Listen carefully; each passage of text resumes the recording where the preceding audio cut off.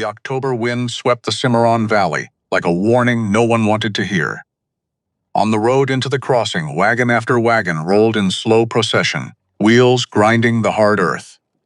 Men and women stepped down without speaking, their eyes fixed on the adobe building at the end of Main. Inside, at the petitioner's table, Agnes sat with her father's ledger beneath one hand, a tin tube beneath the other. Across from her, the lawyer in the gray suit straightened his gold watch chain. Between them rested the territorial notice, its seal pressed too far left, the ink smeared from a second. Hurried strike. The hearing officer cleared his throat. The room held its breath. Something buried was about to surface. The paper weighed nothing.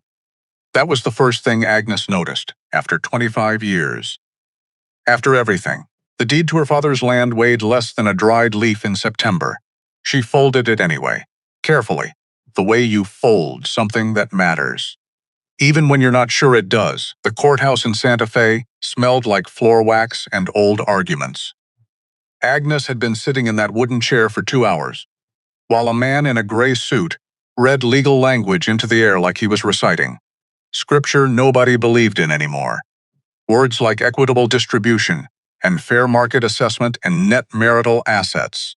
Words that meant Clifford got the house, the cattle, the savings account at First Territorial Bank, the silver candlesticks her mother had carried from Missouri in a wagon 40 years ago. Words that meant Agnes got 80 acres of rock and scrub brush on the edge of the Cimarron Valley. Clifford's lawyer, a man named Aldous Finch, sharp-faced gold watch chain, the kind of man who ironed his collar every morning, had slid the deed across the table without looking at her. The Doyle parcel, he said, Route 7, north of Cimarron Crossing. Your client retains this as her sole asset per the settlement agreement. Her client, that's what she was now. A client, a line item. Agnes picked up the deed, read the address. Felt nothing she could name. Outside, the September sun hit her like a flat hand. She stopped on the courthouse steps and stood there. Big woman. Heavy woman. Dress that had fit better 3 years ago when she still cared about such things. Hair pinned up in the back, the way she'd worn it since she was 19, and hadn't changed because nobody had ever said anything about it. Either way. She stood there, and the people of Santa Fe moved around her like water around a stone, and she thought. 6 hours. That's how long the drive to Cimarron Crossing would take. 6 hours north in a wagon with a loose left wheel she'd been meaning to fix since July. 6 hours to look at whatever Earl Doyle had left her. 6 hours to decide what to do with the rest of her life. She was 45 years old. She had $11 in her coat pocket and a deed to land. Nobody had fought over. Fine, she thought. Fine. And she walked to the wagon. She didn't cry on the drive up. Not because she was strong. Not because she'd made peace with anything. She didn't cry because she'd done her crying already. Months of it, quiet and private, in the small bedroom at the back of the house, while Clifford's boots moved across the floor above her, and the walls held sound like a secret. She'd cried until there was nothing left to cry with, like wringing a rag completely dry. After that, you just work with what you have. The road north out of Santa Fe turned from packed dirt to something looser and older. Scrub oak, juniper, the land getting bigger and harder the further she went. The sky doing what New Mexico's sky always did, expanding in every direction until a person felt simultaneously enormous and absolutely insignificant. Agnes had grown up on this road, not on it exactly, but near it, close enough that the smell of it, dry grass say, something metallic underneath like the earth was always smoldering. Pulled at a part of her she'd let go dormant for a very long time. Her father had lived out here. Earl Doyle, blacksmith, farrier. The man who fixed what other men couldn't fix, and charged half of what they would have charged, and sometimes charged nothing at all, and never once complained about any of it. He'd died in 1877, 3 years ago. Agnes had come for the funeral, spent 4 days sorting through his tools and his tin cups, and his 3 shirts hanging on wooden pegs by the door. Then she'd locked the smithy, handed the key to the county land office, and gone back to Clifford and their house in Santa Fe because that was where her life was, because Clifford had said the land wasn't worth maintaining. The taxes were negligible. Let it sit. So she'd let it sit. And Clifford had let her sit too, in the back room. Out of the way, not quite invisible, but close enough to it that when his business associates came to dinner, he'd mention her name only if asked, and sometimes not even then. Agnes flicked the reins. The horse, a brown mare named absolutely nothing, because Agnes had never gotten around to naming her, picked up her pace slightly and then slowed right back down. Smart horse. She saw it before she expected to, coming around the long bend past the dry creek bed. The land opened up and there it was, her father's place, smaller than memory and more solid than logic, the smithy. A single-story building, stone and mortar, with a low roof and a chimney that had once breathed smoke every day from before dawn until after dark. No wood.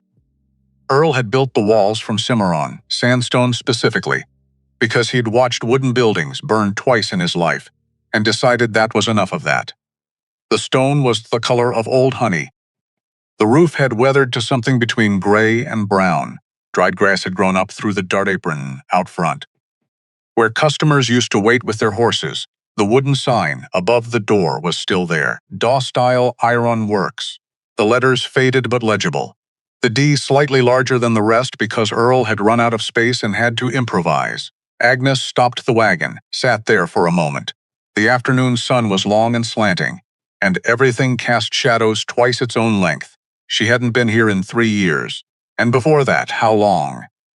Clifford hadn't liked the drive, hadn't liked the dust. Hadn't liked the way Agnes got quiet on the road back, staring out the wagon window with something on her face he couldn't read, and therefore resented. "You always disappear. When we come from there," he'd said once. "I'm right here," she'd answered. "That's not what I mean, and you know it." She'd known it. She'd also known that the person she was near her father's smithy, easier in her own skin, less careful about taking up space, quicker to laugh, was a person Clifford didn't particularly want around. So she'd folded that person up and put her away. The way you fold a deed, carefully, even when you're not sure it matters. Agnes climbed down from the wagon. Her knees complained. She ignored them. She'd been ignoring her knees for years. They'd come to an understanding. She walked to the door. The iron handle, made by Earl himself. Simple curved bar, no ornamentation, because Earl said decoration was for people who didn't trust their own work, was cold under her palm. She pulled. The door resisted. Swollen in the frame from years of temperature change, and nobody attending to it. Agnes planted her feet and pulled harder, and the door gave with a scrape that sent dust avalanching from the top of the frame. Inside, the air was still, the kind of still that takes years to accumulate. Light came through 2 small windows on the east wall. The glass cloudy, giving everything a slightly underwater quality. The stone floor was gritty underfoot. Cobwebs across the rafters. A family of something had been living in the corner near the coal box, the evidence arranged in neat industrious piles. But the anvil was there. Of course the anvil was there. Nobody had moved it, because nobody could move it. Earl had set that anvil himself in 1849 when he built the place, lowered it into position before the walls were up, and after that it was simply a part of the building. 200 pounds of iron on a white oak stump sunk 18 inches into the stone floor. It would outlast everything. Agnes walked to it, put both hands on the flat face. The iron was cool. Smooth in the center, where 30 years of hammer strikes had polished it to a mirror. She stood there with her hands on her father's anvil, and something that had been clenched in her chest for months, or maybe years, loosened slightly, not released. Just loosened. Okay, she thought. Okay. She found the box by accident. She wasn't looking for anything. She was checking the floor for structural damage, running the heel of her boot across the stones, feeling for soft spots, the way Earl had taught her when she was a girl. A smithy's only as good as its floor, he'd said. The floor takes everything. Treat it right and it holds. Let it go soft and the whole thing follows. Her heel caught on a seam near the cold forge, not a crack, not a gap, a seam, deliberate, straight, cut with intention. Agnes crouched down, which took some doing. Her knees registered their ongoing objection. She pressed her fingers along the seam and felt a lip, a stone, that sat slightly above its neighbors, not by much, maybe the width of 2 coins, but enough. She worked her thumbnail into the edge, felt the stone shift. It came up in her hands. A flat piece of sandstone, roughly 18 inches square, fitted into the floor like a lid. Underneath was a depression in the earth, perhaps a foot deep, lined with dry straw. And set inside the straw, a small iron box. The kind of box you'd commission from a blacksmith if you wanted something that would last. Simple, solid, no lock, just a fitted lid and the faith that it would stay where it was put. Agnes lifted it out, heavier than it looked. Iron always is. She carried it to the workbench, set it down, took a breath, lifted the lid. Inside, wrapped in oilcloth, tied with kitchen twine, was a book, leather cover. Worn smooth at the edges where hands had gripped it many times. About the thickness of a Bible, but smaller. She lifted it out, set it on the bench, unfolded the oilcloth. On the inside cover, in Earl Doyle's handwriting, small, precise, each letter carefully formed, as though he'd never quite trusted himself to write casually. 4 words. For the record only. Agnes opened to the first page. September 3, 1849. Repaired Thomas Algeman's plow blade. He's had a bad year. Charged him for the iron. Nothing for the work. He has 3 children and a wife who's been sick since March. He'll have a better year next year, God willing. She turned the page. November 1849. Margaret Holt came by. Needed a new hinge for the cellar door before winter. Said her husband would come to settle up in spring. He won't. He left in August. She just hasn't told anyone yet. Didn't charge her. Left an extra pound of nails on her wagon without mentioning it. Agnes stood very still. December 1849. Lent Amos Reese $4 for seed grain. He'll pay it back in the spring if the creek doesn't flood. If it floods, he won't, and that will be fine too. She turned pages. Not carefully now. She was searching, moving through time. The handwriting stayed the same across decades, small, precise, unhurried. The entries came like a pulse, regular. Unassuming June 1855. The Creighton boy lost 2 fingers in a threshing accident. His father brought him here first. Before the doctor, because Doc Halley charges $3 to walk through the door. I closed the wounds and wrapped them and charged nothing. Sent them on with a jar of turpentine and clean rags. The boy will be all right. He has good color. January 1863. Patched up a man who said his name was Henry. Wouldn't say more. Gunshot wound, upper shoulder clean through. No question about that. Not my business how it happened. Kept him in the back room for 2 weeks. He ate what I had. When he left, he offered me a gold coin. I told him to keep it. He looked like he'd need it more than I would. He probably did. March 1868. The Sandoval family, 4 children. The mother's been coughing all winter. Brought them food twice. Left it on the porch after dark. They don't need the charity. They need the food. There's a difference. Agnes put the book down on the bench. She pressed both palms, flat against the worn leather, and stood there looking at it without reading. 30 years. Her father had kept this ledger for 30 years. Not a ledger of what people owed him, a ledger of what he'd given.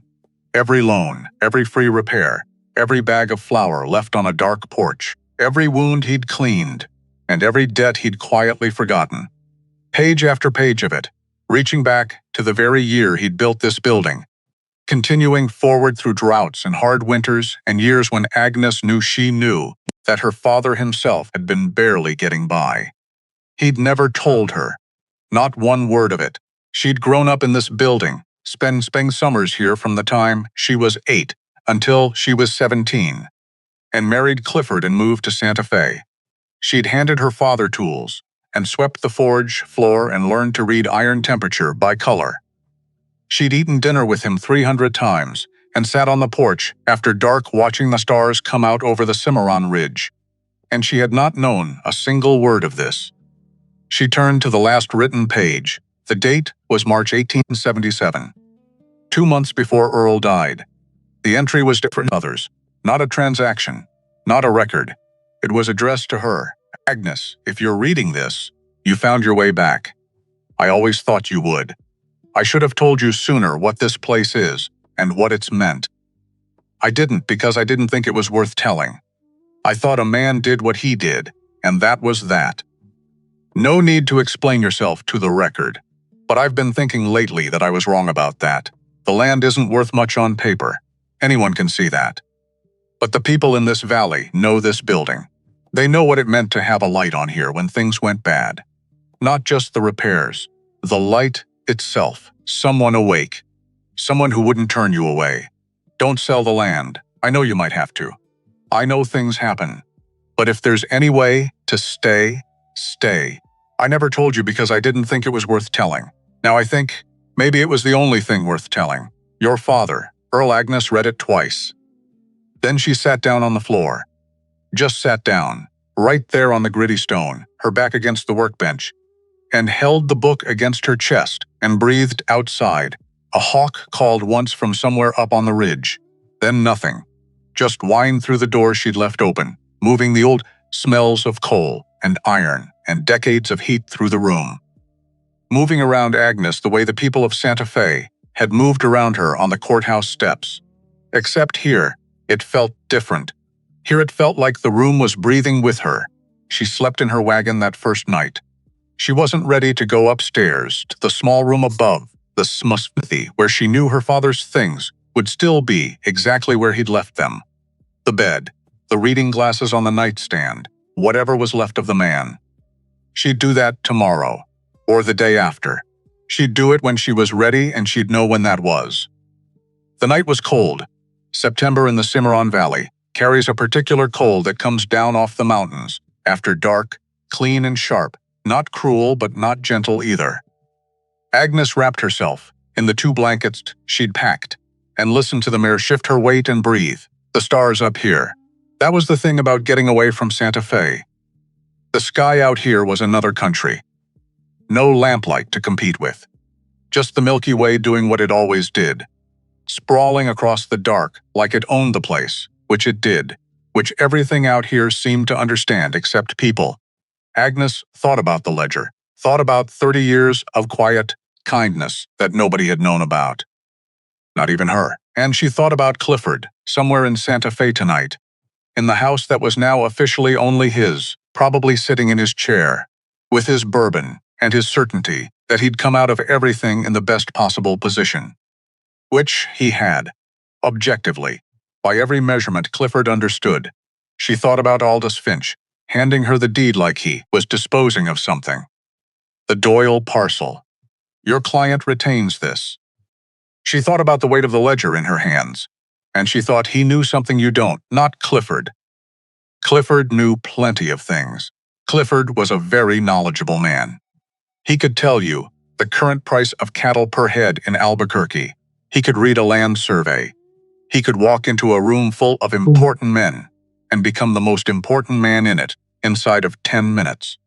But Earl Doyle, who had never walked into any room that mattered, who had built a smithy from stone and spent 30 years in it, who had kept a ledger that no one was supposed to find. Earl had known something. Agnes wasn't sure what yet. She'd figure it out. She pulled the blankets tighter and watched the stars wheel and slept. The knock came at first light, 3 knocks. Deliberate. On the side of the wagon, not the smithy door, which meant whoever it was had seen her sleeping there. Agnes sat up. Heart doing that thing it did when you wake up startled. Not quite panic. Just the body's reminder that it's still running and would appreciate some warning next time. She pushed the blanket back. Her neck hurt. Her back hurt. She was 45 years old and had slept in a wagon. And her body had opinions about that. She climbed out, standing in the gray morning light, holding a battered tin coffee pot and 2 mismatched mugs, was the oldest-looking man she'd seen in some time. 60-something. Maybe older. Lean in the way men get lean when they've worked hard for many years and haven't always had enough to eat. White hair going in several directions. A face that had been weathered by sun and wind until it looked less like skin and more like a topographical map of his entire life. He walked with a hitch in his left leg. Not a limp exactly. More like his body had made a negotiated settlement with an old wound, and they'd agreed on this arrangement. He was wearing a Union cavalry coat so old it had faded, from blue to something between gray and green. No insignia, just buttons and memory. He looked at Agnes for a moment. "You have your mother's eyes," he said, "but you stand like Earl." Agnes stared at him. "Silas Greer," he said. He held up the coffee pot as explanation, or introduction, or both. "I was the postmaster here for 10 years. Before that, I was a lot of other things. Before that, I was in the war, but that's long enough ago that I only mention it to explain the leg. Your father and I played cards every Thursday for 12 years. Did you know he kept a ledger?" Agnes said. Silas didn't even blink. "I knew he did something. Never knew exactly what. He was a private man. He set the coffee pot on the porch step. He told me once that the valley would know him by what he did, not what he said. I thought that was either very wise or very foolish, and I could never decide which. It was both," Agnes said. "Yeah." Silas nodded. "Yeah, I think that's right." He poured coffee. Agnes took a mug. The coffee was strong enough to make decisions for you, and she was grateful for it. They stood in the early morning quiet, looking out at the land. The sun was just getting started on the eastern ridge, laying long gold fingers across the scrub and the dry grass. "Tell me why you're really here," Agnes said. Silas drank his coffee. Took his time. "Because there's something you need to know," he said. "And because I've been waiting 3 years for someone to come back here so I could tell them." Agnes waited. "Clifford Weston hired a survey crew," Silas said. "August of 1878, year after your father died. Sent them up here quiet. Didn't advertise it. Didn't file the standard preliminary notice with the county land office, which he was supposed to do, but figured nobody would check. And nobody did." Agnes was very still. "They were here 4 days," Silas said. "Drilling test cores, measuring grades. I saw them on my mail rounds. Asked one of them what they were doing. He said private geological assessment. Wouldn't say who for." He turned the mug in his hands.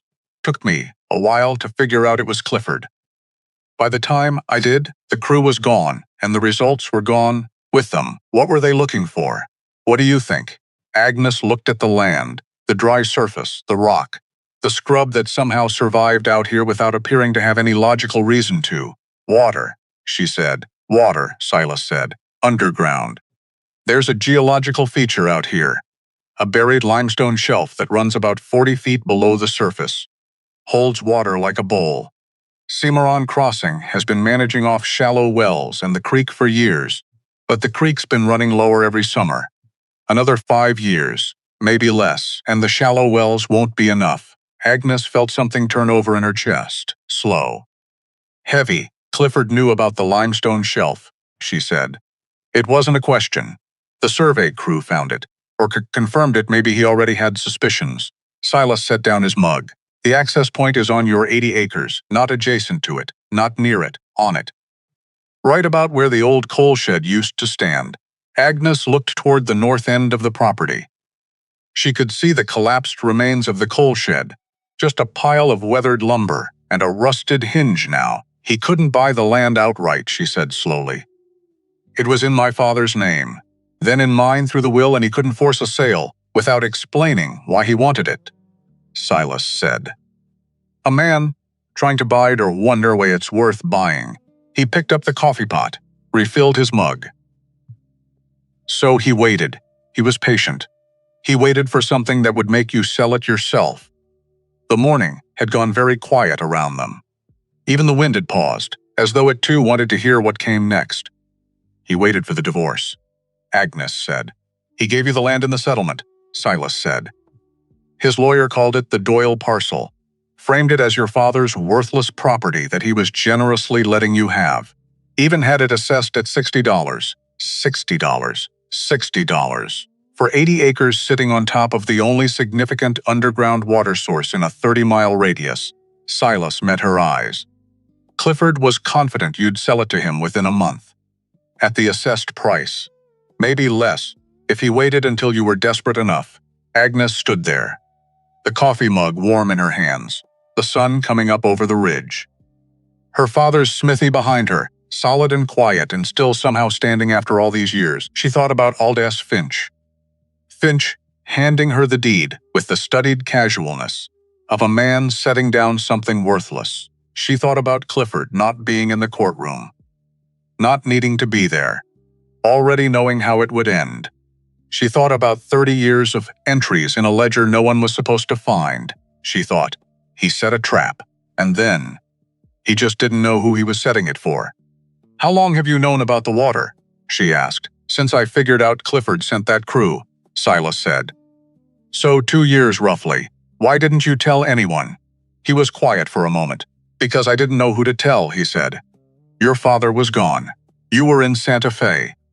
And I'm an old man with a bad leg and a retired postmaster's authority. Which is to say no authority whatsoever." He picked up the coffee pot again, looked into it, set it down. "I kept hoping someone would come back here. Someone who had a reason to." Agnes looked at her father's sign above the door. "To Style Iron Works." The faded letters. The D that had run out of space. She had $11 in her coat pocket. She had 80 acres of land, with underground water, that a powerful man had spent 2 years maneuvering to take from her. She had a ledger full of 30 years of quiet kindness. And she had a smithy built from stone that had outlasted everything Clifford Weston had ever expected it to outlast. "I need to look at the floor near the coal shed," she said. Silas blinked. "What?" "My father built things to last," Agnes said. "And he hid the ledger under the forge floor. Which means if he knew about the water." She was already moving, walking across the property toward the collapsed lumber pile. "He would have put something somewhere." "Agnes," Silas followed, his hitching gait quick despite itself. "The survey was after Earl died. He couldn't have. He built this smithy in 1849, Agnes said, crouching beside the coal shed debris. He spent 30 years watching this land. Every drought, every wet year. He would have noticed things. She began moving boards. They were heavy. She moved them anyway. My father noticed everything. He just didn't always talk about it. The coal shed had been a lean-to attached to the north wall of the smithy. She could see the ghost of it in the stone where the roof had connected. The floor underneath was packed earth, harder than the surrounding ground. She moved the last of the lumber. Under it, a flat stone, different from the others, smoother. And around its edge, very faintly, the kind of straight cut that doesn't happen by accident. Agnes looked at Silas. Silas looked at Agnes. "Well," he said quietly. She lifted the stone. The second cache was smaller than the first. Not a box this time. A tin tube, the kind used for storing rolled documents against moisture. Sealed at both ends with wax pressed with Earl's thumb. The same seal he'd used on the contract copies he'd kept for customers who might lose theirs. Agnes recognized it. She'd watched him press that seal 100 times when she was a girl, his thumb steady and deliberate, leaving the impression of his fingerprint in the cooling wax. She opened it standing right there in the rubble of the coal shed, with Silas watching. Inside, 2 documents rolled together, tied with a piece of wire. The first was a hand-drawn map. Earl's draftsmanship, precise, careful, slightly better than you'd expect from a man who worked iron for a living, but not as good as a trained surveyor. It showed the 80 acres in rough outline. On it, marked with a symbol Agnes recognized, the iron pour mark Earl had used to indicate flow direction in casting, was a location. North of the coal shed, about 60 feet, where the land dipped slightly before rising again toward the ridge beside the mark. Earl's handwriting. Water here. Deep. Clean. Enough for a town. The second document was a letter, folded, addressed in Earl's hand to Theodore Marsh, Geological Survey Correspondence, Santa Fe. Dated June 1876. A year before Earl died, Agnes opened it. It was a letter in Earl's careful script, describing what he'd observed over 30 years. The way certain plants grew in that slight depression, but not on the surrounding land. The way that section of ground stayed slightly softer after drought years when everything else hardened to iron. The way when he dug a post hole there in 1861, the earth had been damp at 18 inches, when the surrounding ground was bone-dry down past 4 feet. He'd written to Marsh asking if these were consistent with underground water, asking if it was worth investigating, and clipped to the letter, a single-page response, on official survey letterhead, signed T.R. Marsh, Geological Correspondent, Santa Fe Office, dated August 1876. Agnes read it twice. Marsh had confirmed it. Not just confirmed, described it in technical language that Agnes only half understood but grasped well enough. Limestone inhumation, significant water table, stable, likely recharged by snowmelt from the Cimarron Range, accessible by well at approximately 40 feet. It is my opinion that the Doyle parcel contains one of the most significant underground water resources in the Cimarron Valley region. I have logged this my survey records, but per your request, am not filing a public notice at this time. The land is yours and you may manage it as you see fit. Agnes stood in the autumn sun with this paper in her hands. Her father had known. He'd known for at least a year before he died. Maybe longer. Maybe he'd suspected for years before he wrote to Marsh. He'd known and he'd confirmed it, and he'd quietly kept the evidence in a sealed tube, under a stone floor, and not told anyone. Not even her. Why? She thought about that for a moment. And then she knew. Because telling people would have made the land valuable. And making the land valuable would have made it contested. Would have made it something men with money and lawyers would want. And Earl Doyle, who had spent 30 years helping people quietly, never making noise about it, never drawing attention, had understood instinctively that the moment you announce something is worth having, the people with the most power start figuring out how to take it. So he'd kept the secret. He'd filed it under the coal shed floor and let the land sit, and trusted that someday someone who understood what it was really for would come back to figure that out. He hadn't known Clifford would figure it out first. He hadn't known there would be a divorce and a settlement and a deed handed across a table like it was nothing. But he'd left the evidence. The map, the letter, Marsh's confirmation, every piece of it in his careful hand, sealed against moisture and time, waiting. For who? Agnes folded Marsh's letter, put it back in the tube with the map, pressed the lid closed over the broken wax seals. He knew, she said, before the survey crew. Silas said. He wasn't surprised. He was something else. Something that looked on his weathered face almost like relief. He knew for years, and Clifford's crew confirmed it. Which means Clifford has survey results that prove the same thing this letter proves. She held up the tube. But Clifford doesn't know this exists. Silas looked at the tube. Then at Agnes. No, he said. He doesn't. Agnes looked at the mark on the map. Water here. Deep, clean. Enough for a town, $11 in her pocket, a tube of evidence that could change everything, a smithy that had outlasted every expectation, and somewhere in Santa Fe, a man who had spent 2 years waiting for her to be desperate enough to sell. Not yet, she thought. Not yet, and not ever. She turned back toward the smithy. I need to look at the forge, she said. See if the bellows need replacing. Silas stared at her. You're going to open the smithy. My father built it to be open, Agnes. He caught up to her. The hitch in his step quicker now, urgent. Clifford Weston is not a man who accepts losing gracefully. When he realizes you're staying, when he realizes you're not going to sell, he will do something about it. He has connections in the territorial government. He has money. He has lawyers who iron their collars. Agnes stopped. Turn to look at him, Silas, she said. Do you know what my father did every morning? He blinked. He got up before light, and he lit the forge, and he started working. She turned back toward the door. That's what I'm going to do. She went inside.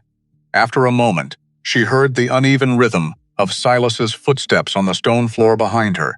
Good, she could use the help. The bellows needed new leather. The tuyer was clogged with ash and debris from years of sitting cold. The quench barrel had dried out and cracked along one stave, not badly. Manageable if she soaked it immediately and kept it wet. 3 of the hammers needed rehanging. The leg vise had seized and would need oil and patience. The coal box was empty, but there was a supplier in Cimarron Crossing. Agnes went through the smithy the way her father had taught her to go through it, systematic. Start at the forge and work outward. Note what works, what needs attention, what needs replacing. Make a list, prioritize. Don't get overwhelmed by the whole picture. Just do the next thing. She found a scrap of paper, the back of an old receipt for coal delivery, and a charcoal stick on the workbench, and she wrote it all down. The list was long. It filled the back of the receipt, and she had to continue down the margins. Silas sat on a crate and watched. "You're actually doing this," he said. "I'm making a list. You're going to open a smithy. My father's smithy." Agnes. He leaned forward on his cane. She hadn't noticed until now that he'd picked it up from where it leaned against the porch. A plain length of hardwood ferrule. With an iron ferrule, Lee Earl's work. "You don't have." "I know what I don't have," she said. "Not sharp, just clear. I'm aware of the inventory, Silas. $11. Deed. A list of repairs, I know." She turned back to the leg vise, began working the jaws open with steady pressure. "What I'm choosing to focus on is what I do have, which is the smithy, and the ledger, and the tube, and—" The vise gave an inch. She worked it further. "Apparently you—" Silas was quiet for a moment. "Apparently," he said. The vise gave way fully. Agnes cleaned the threads with an oily rag, worked them back and forth until they moved smoothly, and moved to the next thing. "I'll need coal first," she said. "Can you get a message to whoever supplies in Cimarron Crossing? There's a man named Ambrose Holt, runs a supply operation. He knew your father, good. Second, the bellows leather. There's a tannery somewhere in the valley, if I remember, 2 miles east of town. Redferns. Third," she stopped, turned. "Is there anyone in Cimarron Crossing who still remembers my father well enough to stand up and say so if asked?" Silas looked at her steadily. "Agnes," he said. "There are people in Cimarron Crossing who would still walk through fire because of what your father did for them." "That's good," she said. "That's very good. Because before this is over, we might need them to." She turned back to the forge, and that was when they heard the horse. He was 24 years old, and he looked like he'd slept outdoors for at least a month. A young man, lean, sun-darkened, wearing a canvas coat with a tear at the left shoulder that had been repaired with a different colored thread. His boots were working boots, worn at the toe but oiled, which told Agnes something. A man who oiled his boots is a man who tends to his tools, and a man who tends to his tools knows the value of what he's working with. He sat a gray horse that was favoring the right front leg. He stopped at the edge of the property, looked at the smithy, looked at Agnes standing in the doorway. "Smithy's open," he said. "No," Agnes said. "Not yet. I can see the anvil from here," he said.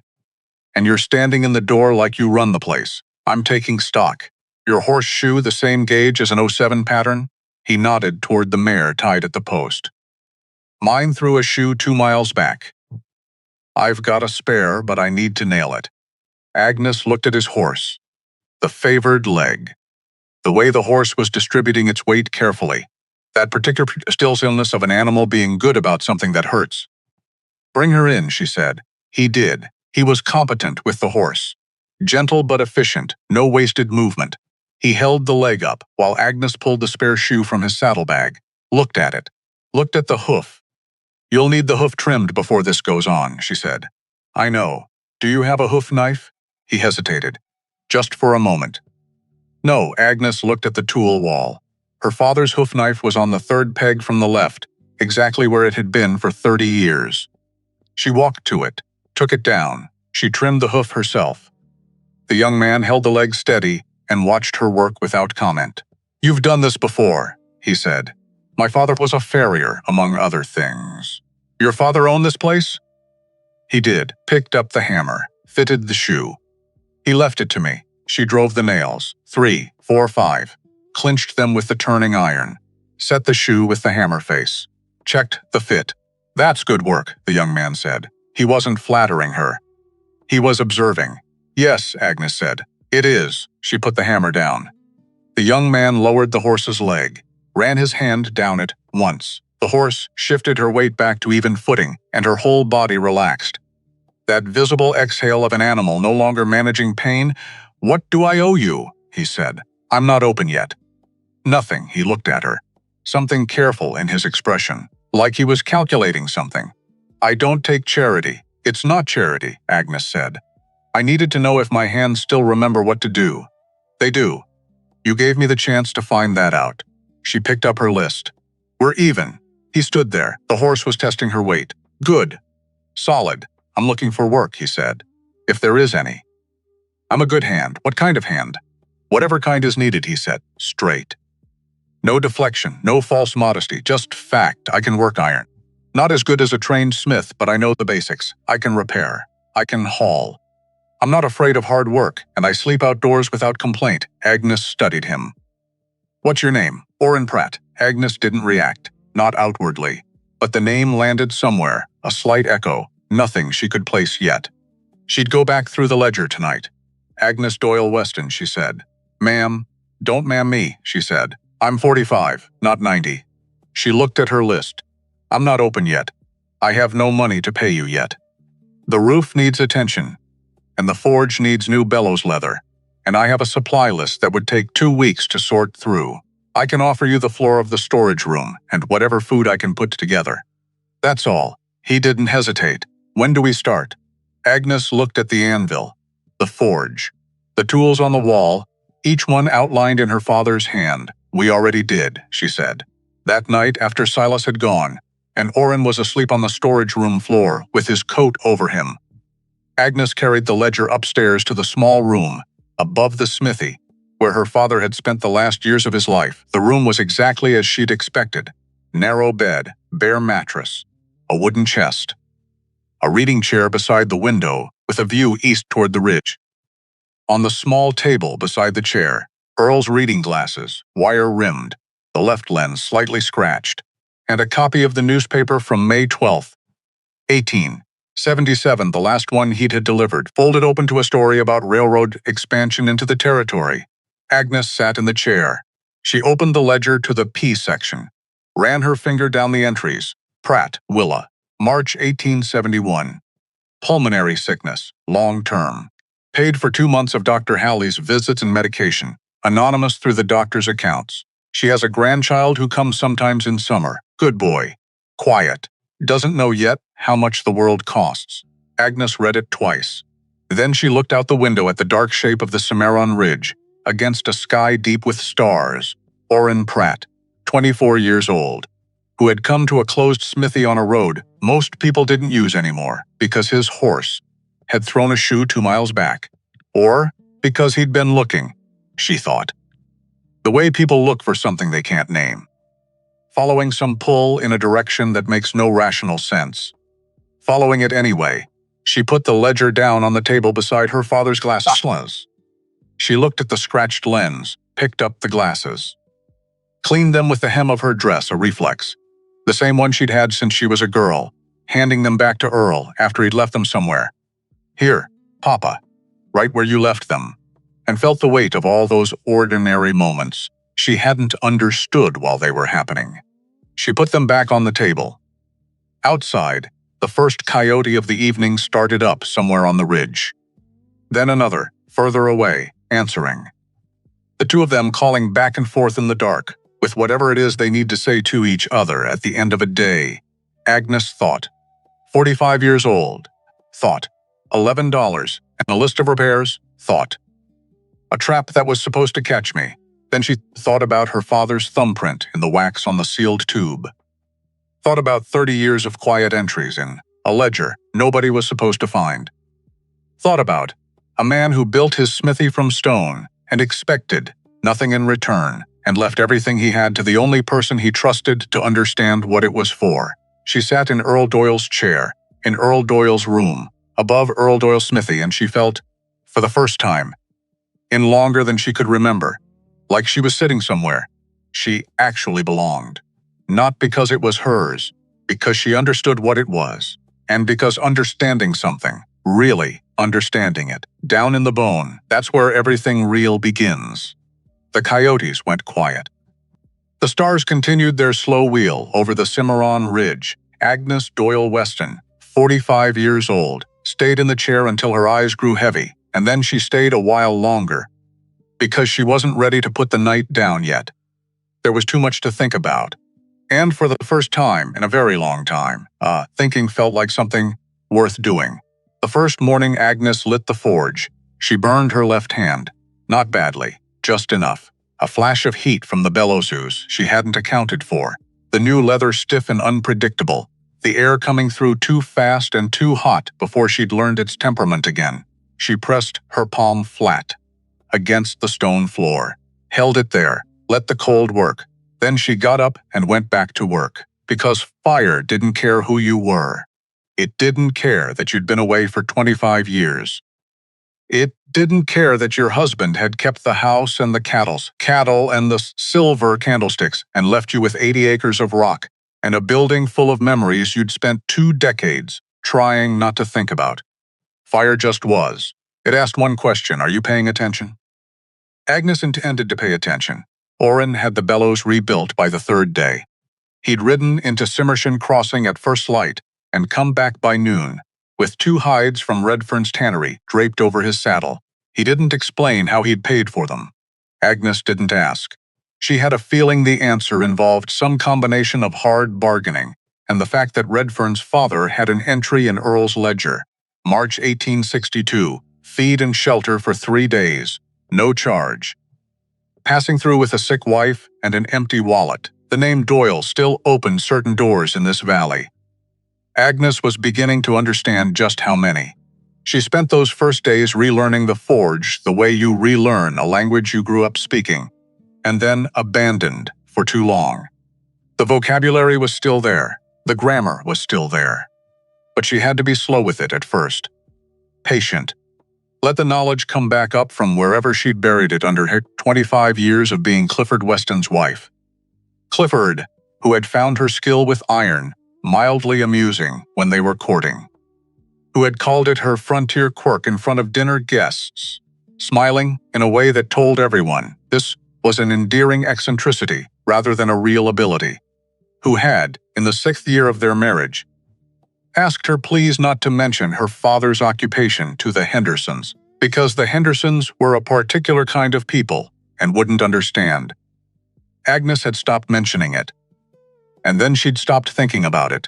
And then she'd stopped being it. Or she'd tried to. Anyway, with the mixed success of a person who tries to stop being left-handed because someone finds it inconvenient. Now she stood at her father's forge at 5 in the morning, while the September stars were still out, and the valley was the particular dark that happens just before things start returning to themselves. She stood there and worked the bellows and felt the heat climb and watched the iron glow from black to red to orange to the bright yellow to white that meant it was ready. And something in her chest that had been cold for a very long time started to warm. The first customer came on a Tuesday, which was unexpected because the smithy wasn't open. Agnes had put no sign out, made no announcement. She'd been working with the doors open because she needed the light and the ventilation, but she hadn't invited anyone. The woman who appeared in the doorway that Tuesday morning was somewhere north of 70, wearing a faded calico dress and carrying a cast-iron skillet with a cracked handle. She stopped in the doorway and looked at Agnes, at the forge, at Oren organizing the tool wall, at all of it. "You're Earl's girl," she said. "I am, Eleanor Marshash. My husband was a teamster before his back gave out." She lifted the skillet slightly. "This skillet was my mother's. I've had it 40 years. Handle broke last winter." Agnes looked at the skillet. "A simple repair. 20 minutes at most. I'm not technically open," Agnes said. "I can see that," Eleanor said, and didn't move. Agnes took the skillet. Eleanor Marsh sat on the bench outside and waited. Agnes repaired the handle, clean weld, solid joint, better than new, and brought it back. Eleanor held it, turned it over, ran her thumb along the weld. "Earl fixed my husband's wagon tongue in 1869, she said. "Didn't charge him, because he said Tom had already had a hard enough year." She looked up at Agnes. "Tom's been gone 6 years now, but I still use this skillet every morning. Earl's hands are in it somewhere, I think." Agnes didn't say anything. "What do I owe you?" Eleanor said. "Nothing. I'm not open." Eleanor looked at her for a long moment. Then she reached into her apron pocket and put a jar of preserved peaches on the workbench. "I didn't pay for anything either," she said. "I just left something," and she went home with her skillet. Agnes looked at the jar of peaches on the workbench. Oren, without looking up from the pegboard, said, "Are those peaches?" "Yes. Are we eating them?" "Apparently," Agnes said. They ate them for dinner that night, with the last of the cornbread, and said nothing much about it. But Oren cleaned the jar and set it on the windowsill, where the morning light would catch it.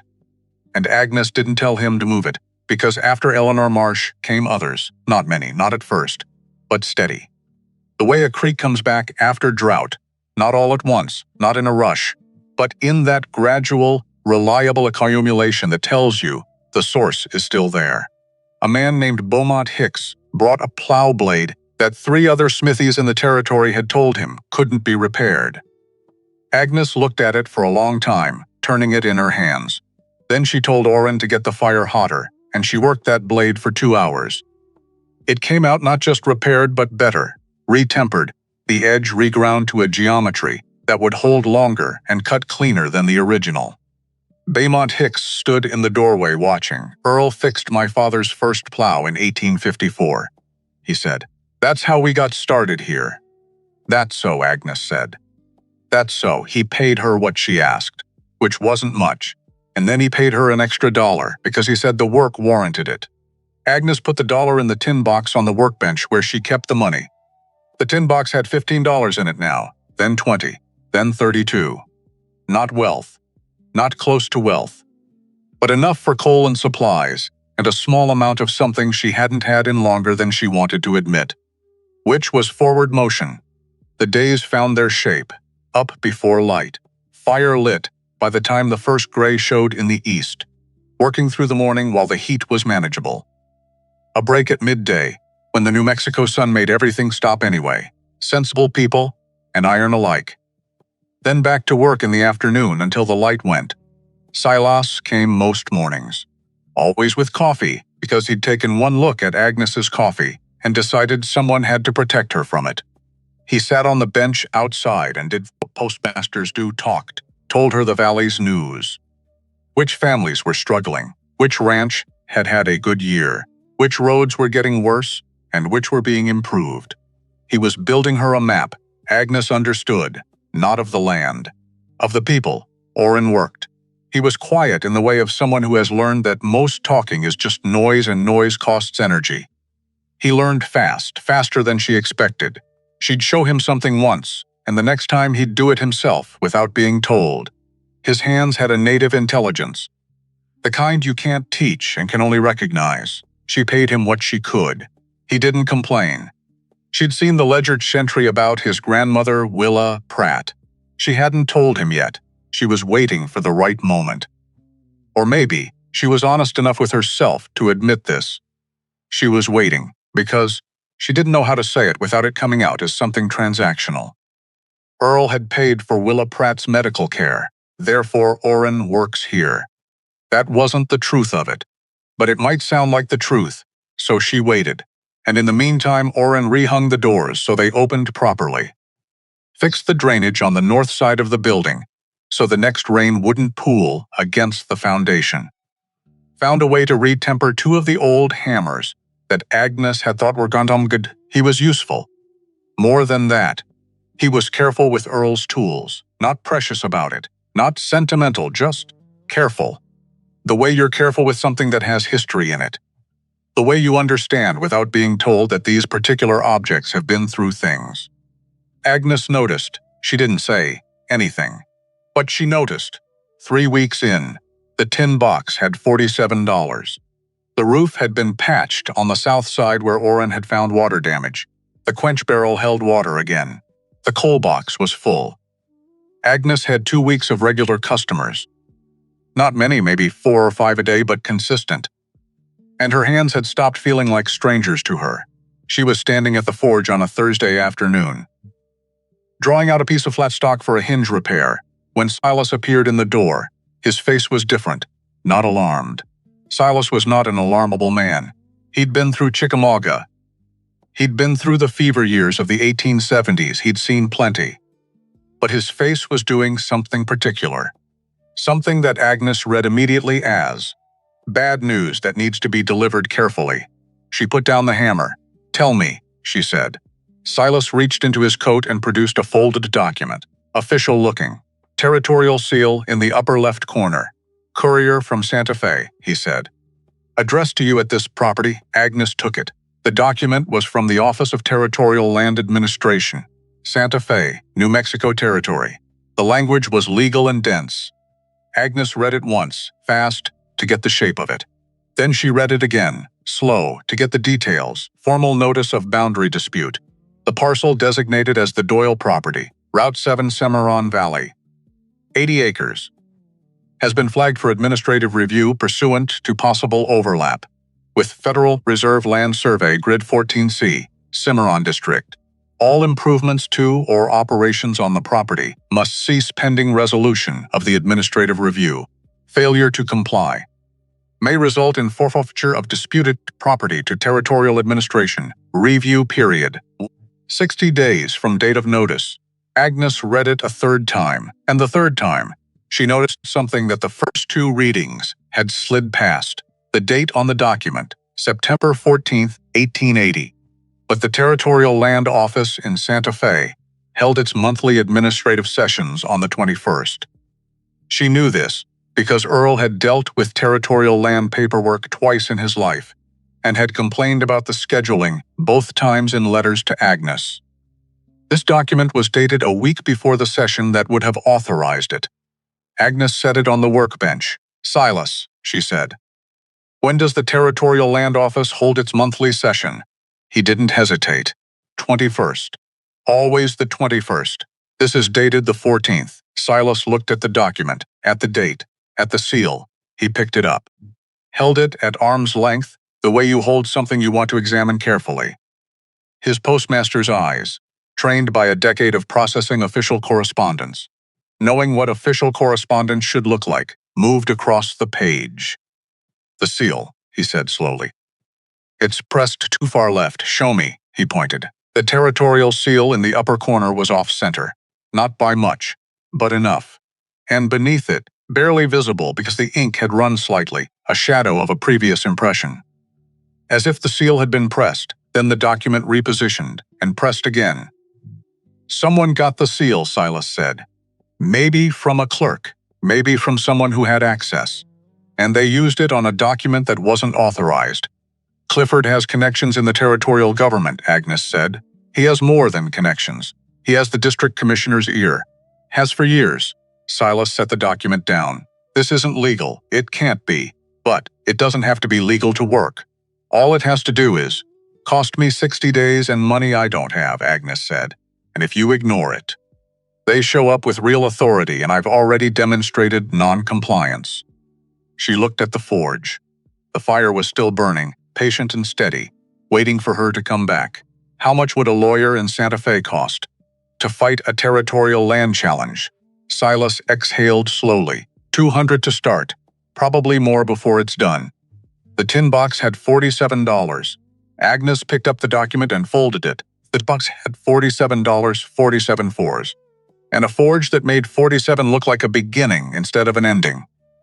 But not against Clifford Weston and his connections and his patience and his ability to the machinery of territorial government. Do what he wanted it to do. Think, she told herself. Think like Earl, who had never had money or connections or lawyers, who had spent 30 years helping people anyway, who had built his smithy from stone because he'd watched wooden things burn, who had sealed a tin tube with his own thumbprint and put it under a floor and trusted that the right person would find it at the right time. Earl, who had known the land was worth something, and had quietly, carefully, left the evidence. Agnes looked at Silas. "Go home," she said. "Write down everything you remember about the survey crew. Clifford sent in 1878. Everything. Where they camped, how many days, which direction they drilled, what the foreman looked like. Anything." Silas straightened. "All right, and Silas." She held up the document. "Do you still have friends at the Territorial Post Office? People who process official correspondence?" "A few. I need to know if this document went through proper channels," she said. "If there's a file number, if there's a record of the session that authorized it." Silas looked at her for a long moment. "You're going to prove it's forged," he said. "I'm going to find out if it's forged," Agnes said. "Then I'm going to decide what to do about it." Silas almost smiled. The weathered geography of his face shifted in a way that suggested a smile was in the general vicinity. "You sound like Earl," he said. "Don't," Agnes said. But she said it to his back because he was already walking. She told Orrin that night. She didn't plan to. She was going to handle it herself, figure it out. Not burden someone who was sleeping on her storage room floor. in exchange for work and board. He had enough of his own. But she was sitting at the workbench after dark, going over the document again by lamplight. And he came in from doing something to the water barrel outside and stood there reading her face, the way you read a sky. "What happened?" he said. Not a question, so she told him. He read the document. "Read it again." "Set it on the bench. We're not stopping," he said. "I know we're not stopping." "Good." He pulled up the other stool, looked at the document like it had personally inconvenienced him, which, in a way, it had. "Who do we talk to?" Agnes looked at him across the workbench, at the way he'd spread the document flat with both hands and read it with the focused attention of someone who takes problems seriously. At the way he'd said, "We're not stopping," without pausing for even a breath. Not his fight. Not his land. Not his problem by any reasonable accounting. And yet, some people you wait to trust. Some people show you for the first week who they are, and you're just slow to believe it. "You don't have to be part of this," she said. He looked at her. The kind of look that doesn't require words, because the words would just take up space that the look is already filling. "All right," Agnes said. "There's a man named Theodore Marsh in Santa Fe. The geologist." She'd told him about the tube, about the letter and the map. "He confirmed the water in 1876, she said. "He wrote it in an official letter that Earl kept. If Marsh is still alive, if he's willing to say publicly what he told my father privately, then we have something. And if Clifford's people get to him first?" Agnes was quiet for a moment. "Then we have something harder," she said. "But let's start with Marsh." Orrin nodded. "I'll ride to Santa Fe," he said. "It's a hard ride, I know it is, Orrin." She stopped, tried to figure out how to say the next thing. "I found something in the ledger."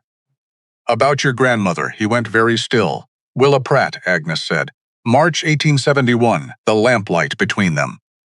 The forge going cold for the night, ticking as it contracted. He paid for her care," Orrin said. "Very quiet." "Yes. Anonymous. Through Dr. Halley's accounts.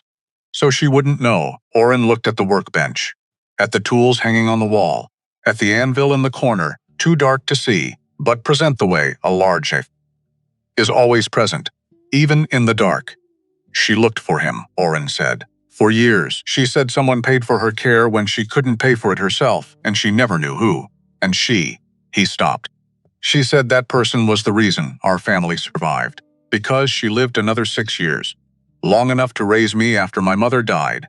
Agnes waited. "I came through Cimarron Crossing because I heard a smithy was opening," Orrin said. "But there are 3 smithies between here and Albuquerque. I could have stopped at any of them." He looked at Agnes. "I don't know why I kept going until I got here. My father would have said, 'Some things have their own direction,'" Agnes said. Orrin was quiet for a long time. "6 years, he said finally. "She raised me for 6 years before she went.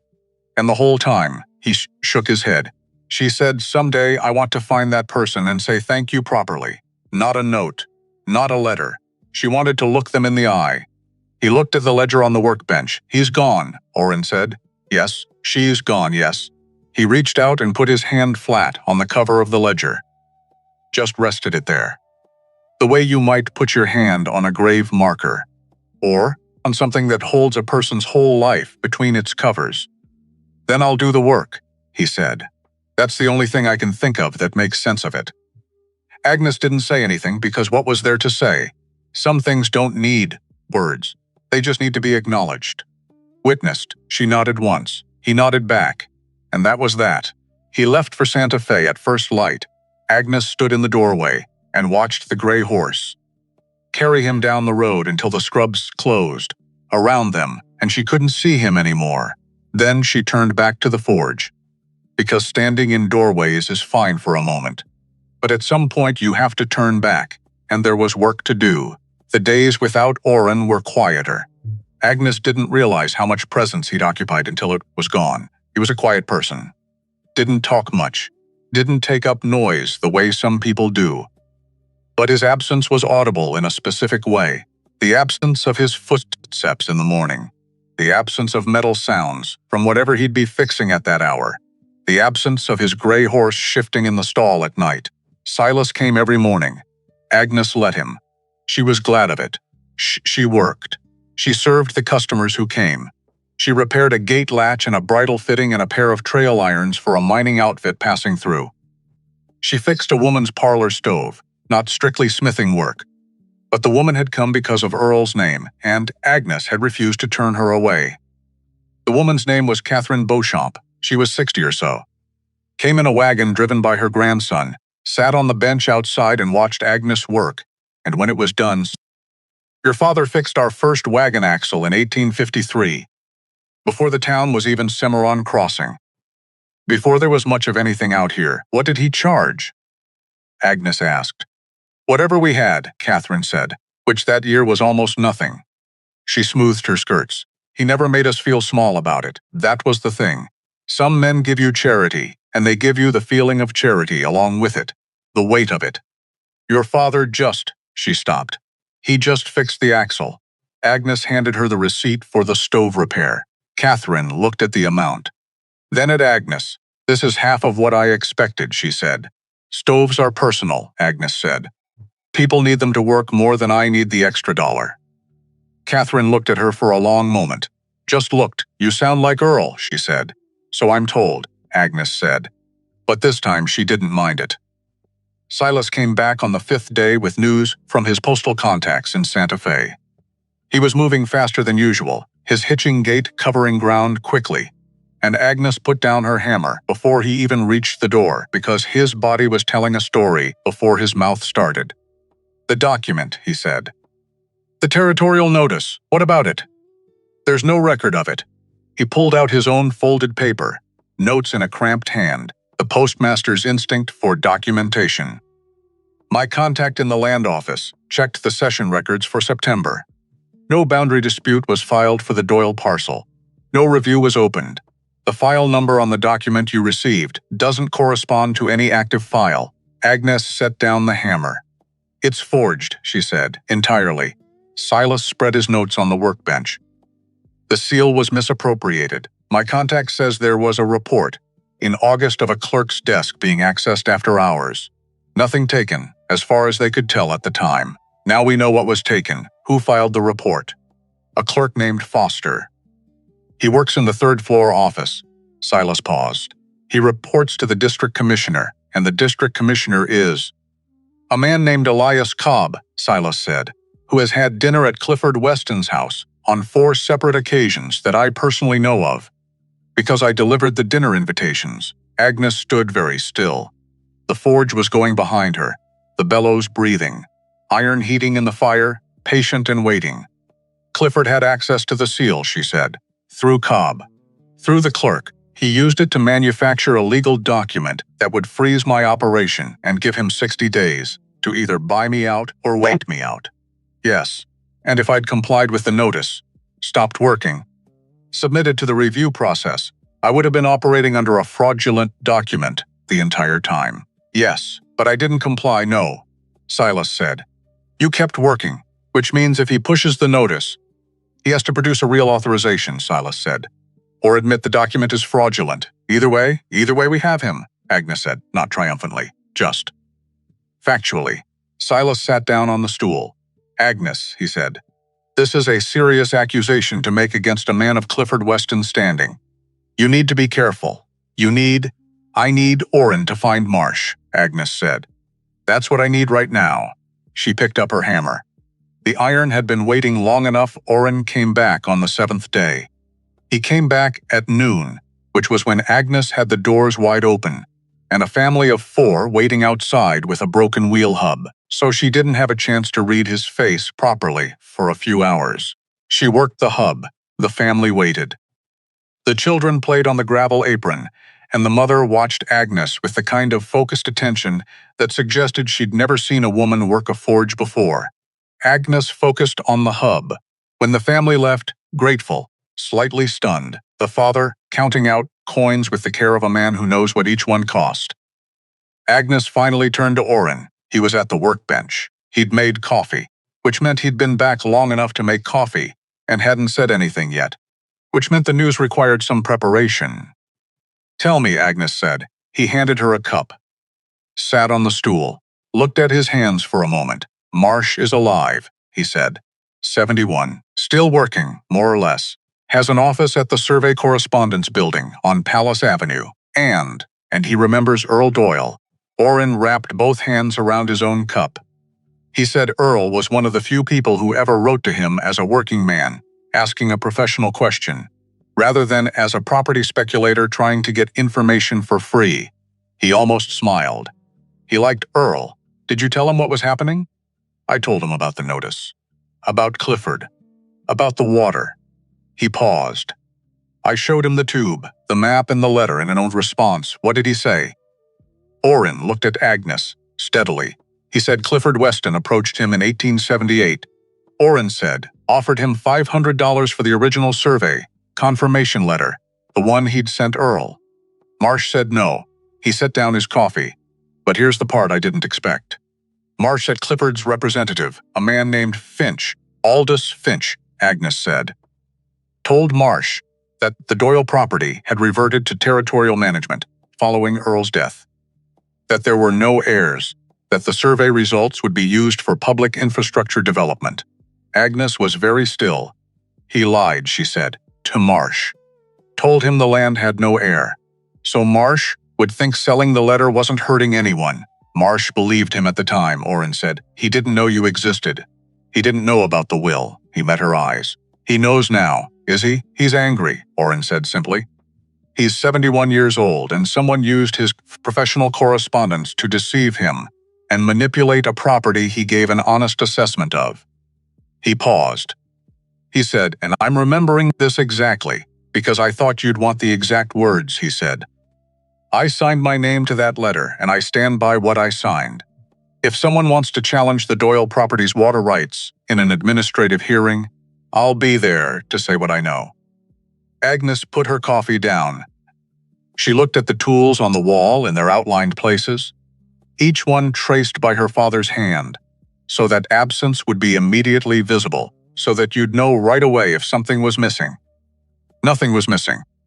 She thought about Clifford in his study in Santa Fe, patient, certain, waiting for the inevitable moment when Agnes ran out of money or will or both.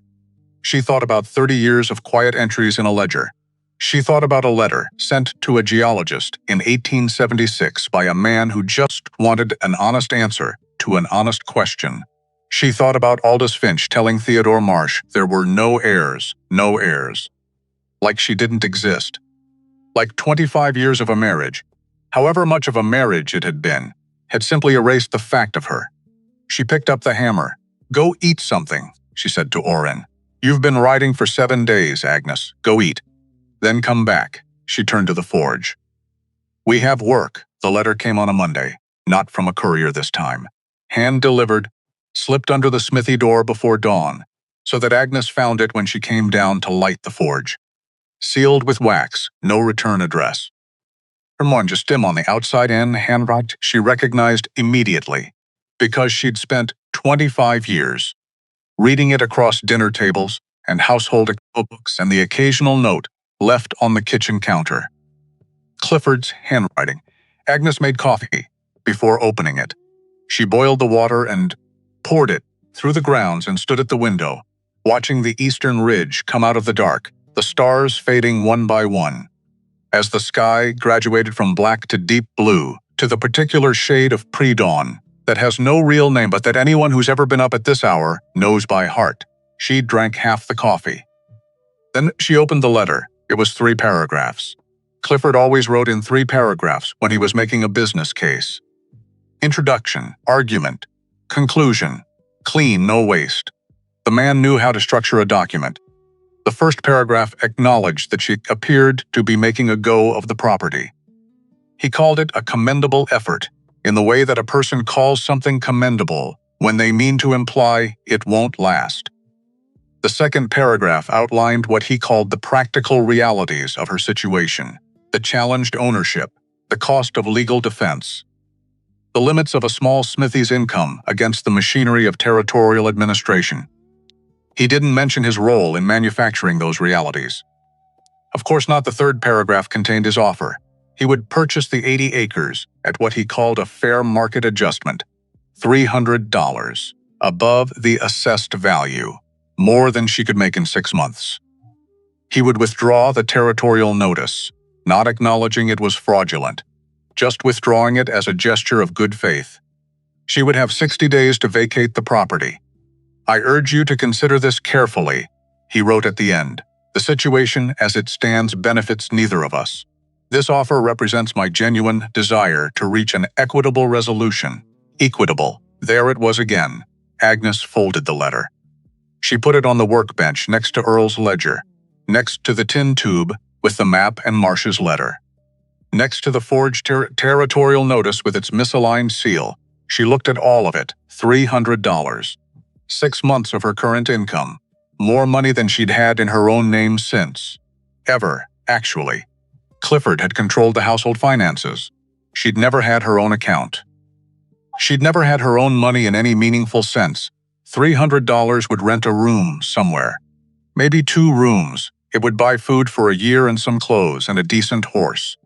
It would be, objectively, more than she'd had when she walked out of the Santa Fe courthouse with $11 and a deed nobody wanted. She picked up her hammer. She went to the forge. She'd left a piece of flat stock in the fire the night before. She'd known she'd want it warm this morning. Some instinct about the work ahead. She drew it out, laid it on the anvil, began to work. The hammer came down once. Twice. "He thinks I'm still the woman who signed where Finch pointed," she thought. Each strike. Clear. Deliberate. "He thinks I came out here because I had nowhere else to go." Which was true. She had come because she had nowhere else to go. But that's not why I'm staying. She was staying because of 30 years in a ledger. Because of an underground water source that would keep an entire valley alive. Because of Eleanor Marsh's skillet and Catherine Beauchamp's stove and Beaumont Hicks's plow blade and a jar of preserved peaches on the windowsill in the morning light. Because of a forged document with a misaligned seal. Because of a geologist in Santa Fe who was 71 years old and angry about having his professional integrity manipulated. Because of a young man who had ridden 7 days and come back with exactly what she needed. Because of an old soldier with a bad leg who showed up every morning and was quietly, steadily building something she couldn't quite name. The kind of support that doesn't announce itself, just appears. Because of her father, who had built from stone when other men built from wood. Agnes worked the iron until the morning shift came on in full and Orrin appeared at the doorway, with the look of a man assessing what the day needs from him. She set down the hammer. "He made an offer," she said. $300. Orrin waited. "I'm not taking it," she said. Orrin nodded. Once. Like this had been obvious. "Then we need to call the hearing," he said. "Yes. Silas will know how to file." "Yes." Agnes looked at the piece she'd been working. It had started as flat stock.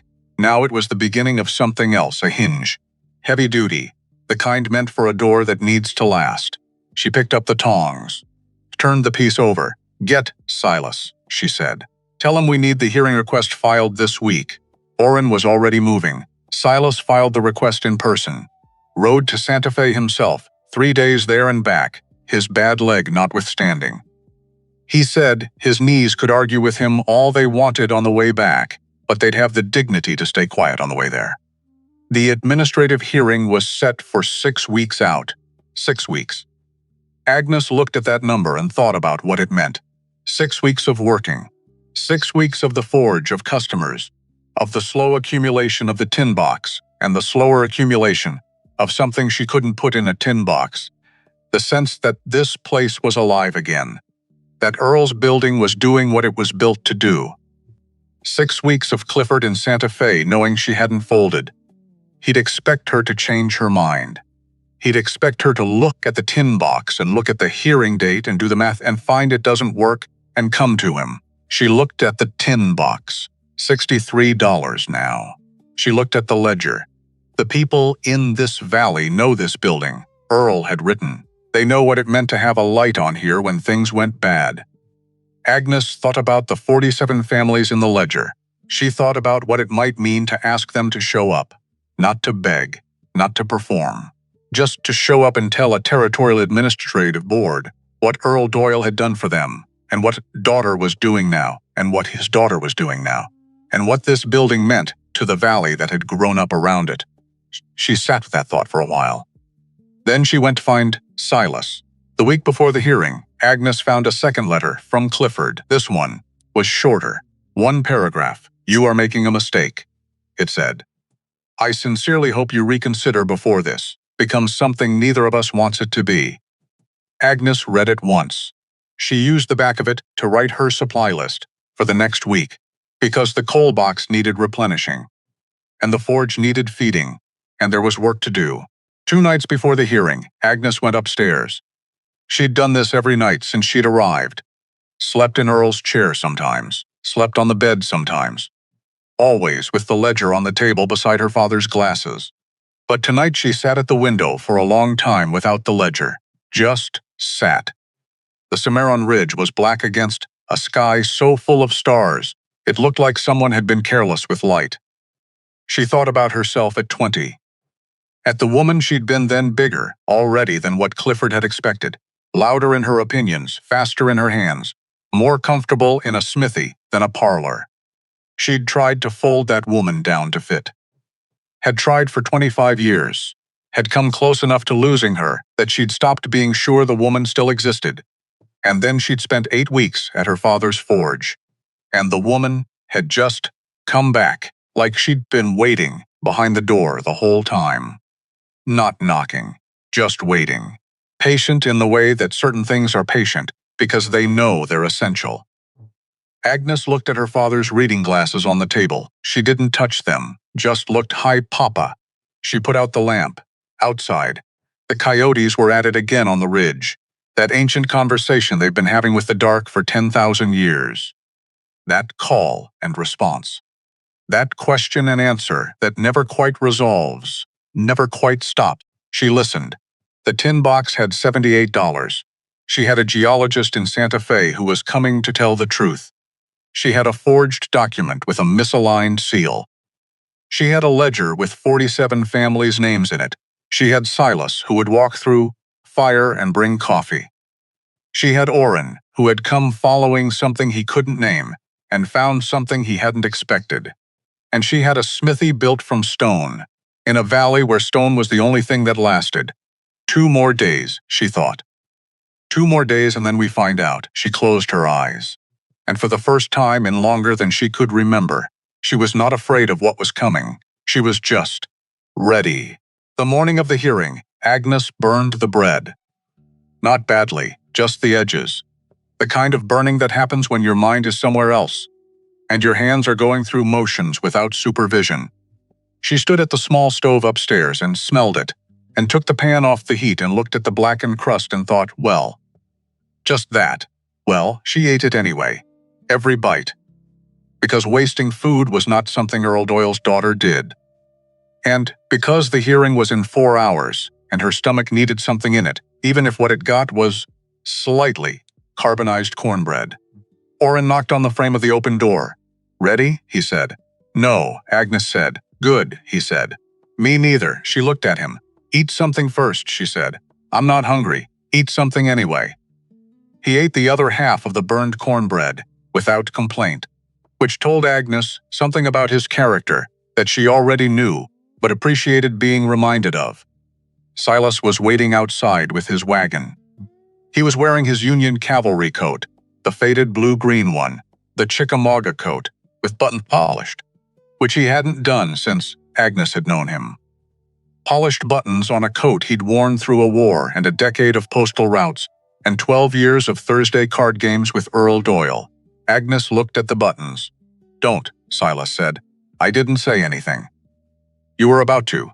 She climbed up onto the wagon seat. Orrin took his horse. Silas clucked at his team, and they moved off down the road toward Cimarron Crossing. The morning was clear. Cold in the way of October mornings in the Cimarron Valley. Not the gentle September cold, but the sharper kind that means business. The kind that knows winter is coming and wants you to know it knows. The scrub oak along the road had gone to rust and copper, and something almost orange. The sky above the eastern ridge was that particular blue that only happens when the air is thin and clean and completely honest.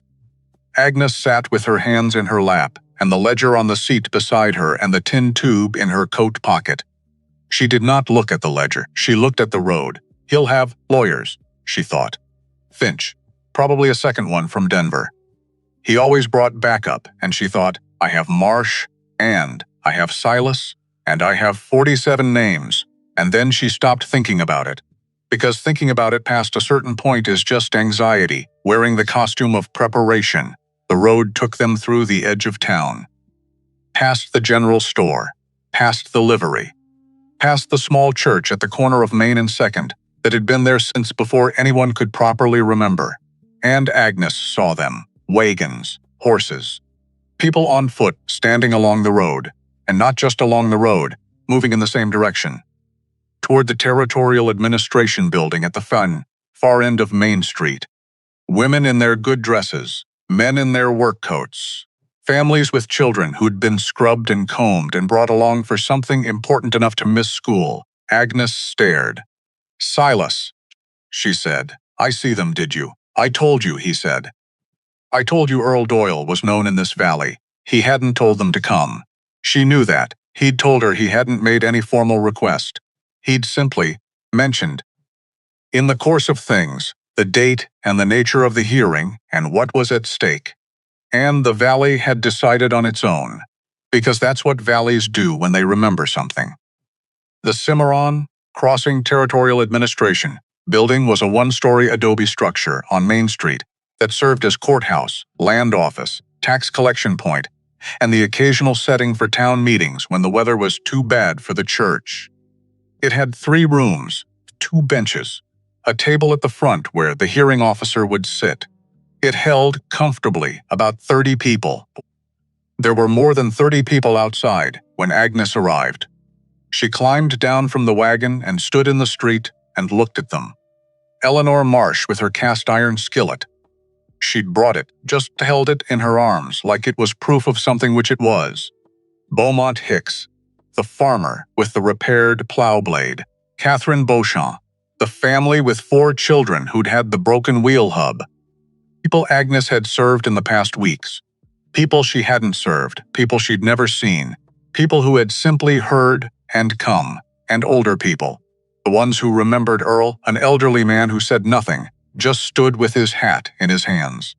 A woman who'd driven in from the north end of the valley, a 2-hour drive, because in 1866, Earl Doyle had sat with her husband through 3 nights of fever and wouldn't leave until the fever broke. They stood in the October morning, not dramatic, not performing, just present.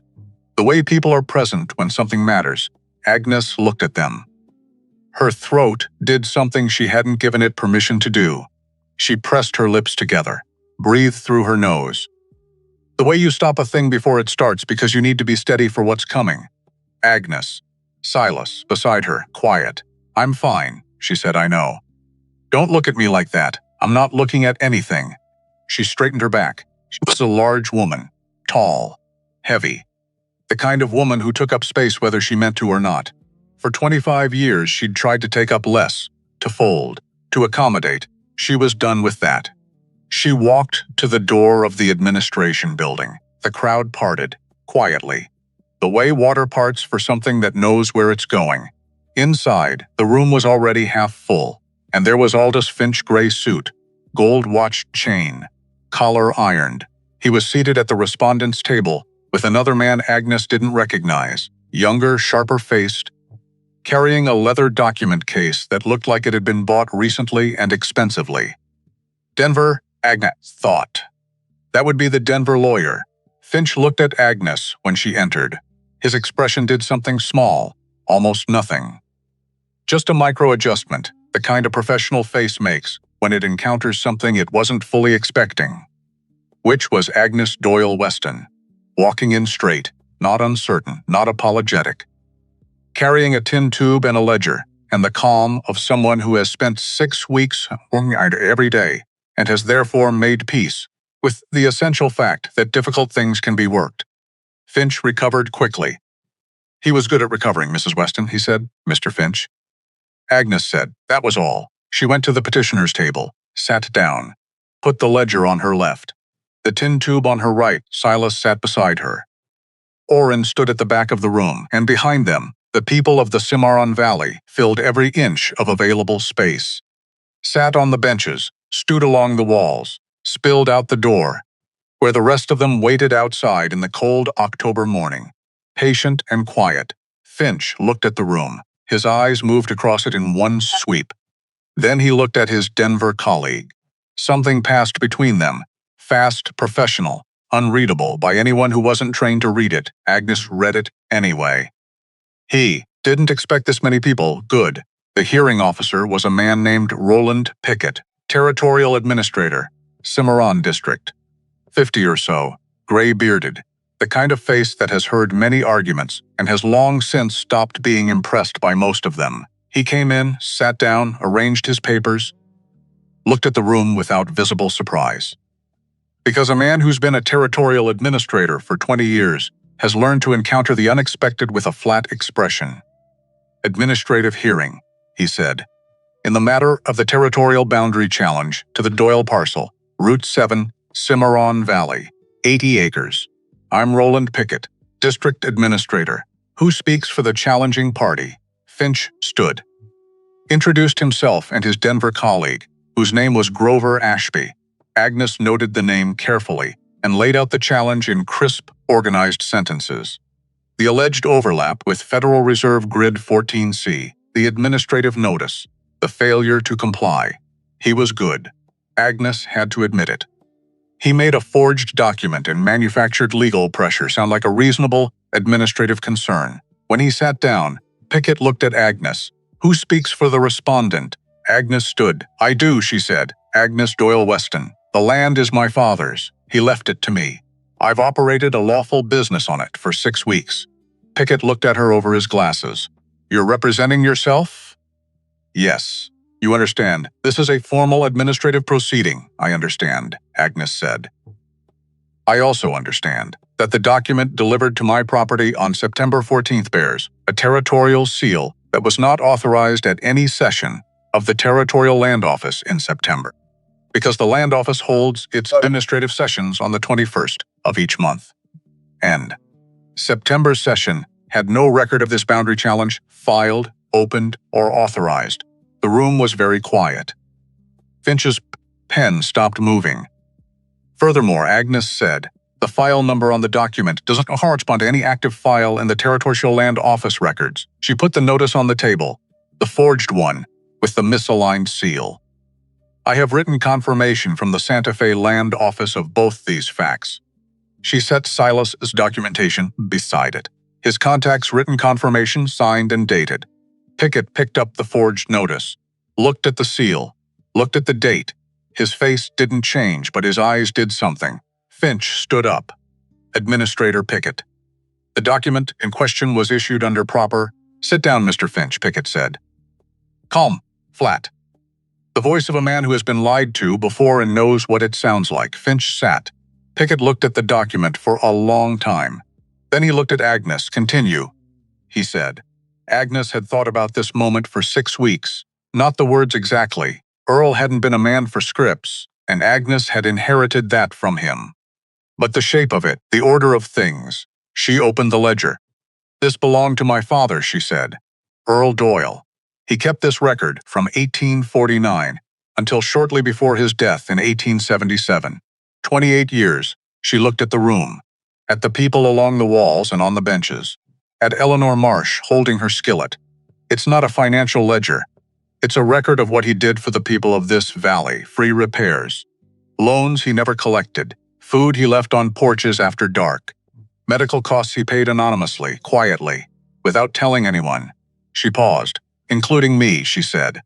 I'm his daughter and I didn't know. The room was so quiet. She could hear the wind outside moving around the building. I mentioned the ledger, Agnes said, not as legal evidence, but as context. Because the challenge to my property is not actually about boundary lines. It is about water. She picked up the tin tube. In this tube is a hand-drawn survey map my father made over 30 years of observing this land. Also in this tube is a letter my father sent in June of 1876 to Theodore Marsh, geological correspondent at the Santa Fe Survey Office, and a letter from Marsh in response confirming the presence of a significant underground water source on the property. She opened the tube, unrolled the documents, set them on the table in front of Pickett. Pickett looked at them. Then he looked up, past Agnes, at the doorway, because Theodore Marsh was standing in it, 71 years old, white-haired, carrying a leather document case, and the particular posture of a man who has been a professional his entire adult life and is not going to apologize for knowing things. He'd driven in from Santa Fe that morning, 4 hours, by himself. Agnes hadn't asked him to come in person. She'd only known he was willing, but here he was. Finch looked at Marsh, and Ashby looked at Finch, and a great deal of information passed between them in about 2 seconds. Agnes kept her face still. "Mr. Marsh," Pickett said. "Administrator Pickett." Marsh came forward, set his case on the table. "I have my copies of the correspondence in question. I also have my original survey notes from 1876. He opened the case. "And I have a statement I'd like to make regarding an approach made to me in 1878 by a representative of Clifford Weston." Ashby put his pen down. Finch's jaw moved slightly, like he was chewing something that had gone bad. "You'll have your turn, Mr. Marsh," Pickett said. He looked at Agnes. "Complete your presentation." Agnes looked at the room, at all those faces. At 40 years of her father's quiet work, standing in a territorial administrator's office, on an October morning because they'd heard something was happening, and they'd come. "I'll keep it short," she said. "The land is mine. It was my grandfather's, then my father's, then mine, by will and by law. My former husband's legal representatives were aware of this. During our divorce settlement, they commissioned their own assessment. They valued it at $60 and recommended it be included in my settlement. Which means they made a legal determination that the land was mine and its value was established." She looked at Finch. "Now those same representatives are challenging ownership of land they previously assessed and allocated," she said. "The timing of that challenge corresponds directly with my decision to reopen my father's smithy and remain on the property rather than sell it." She set her hands flat on the table. "This is not an administrative boundary dispute. This is a man who expected me to leave and is using manufactured legal pressure, because I didn't." Silence. The long, particular silence of a room full of people who are thinking the same thing at the same time. Pickett looked at Finch. "Response?" he said. Finch stood. He was a professional. Agnes had to keep giving him that. He stood up and he organized his features, and he spoke in the measured, reasonable tone of a man who has practiced measured and reasonable until it's reflexive. The boundary overlap was a legitimate administrative concern. The timing was coincidental. The notice had been issued in good faith. The geological survey results his client had commissioned.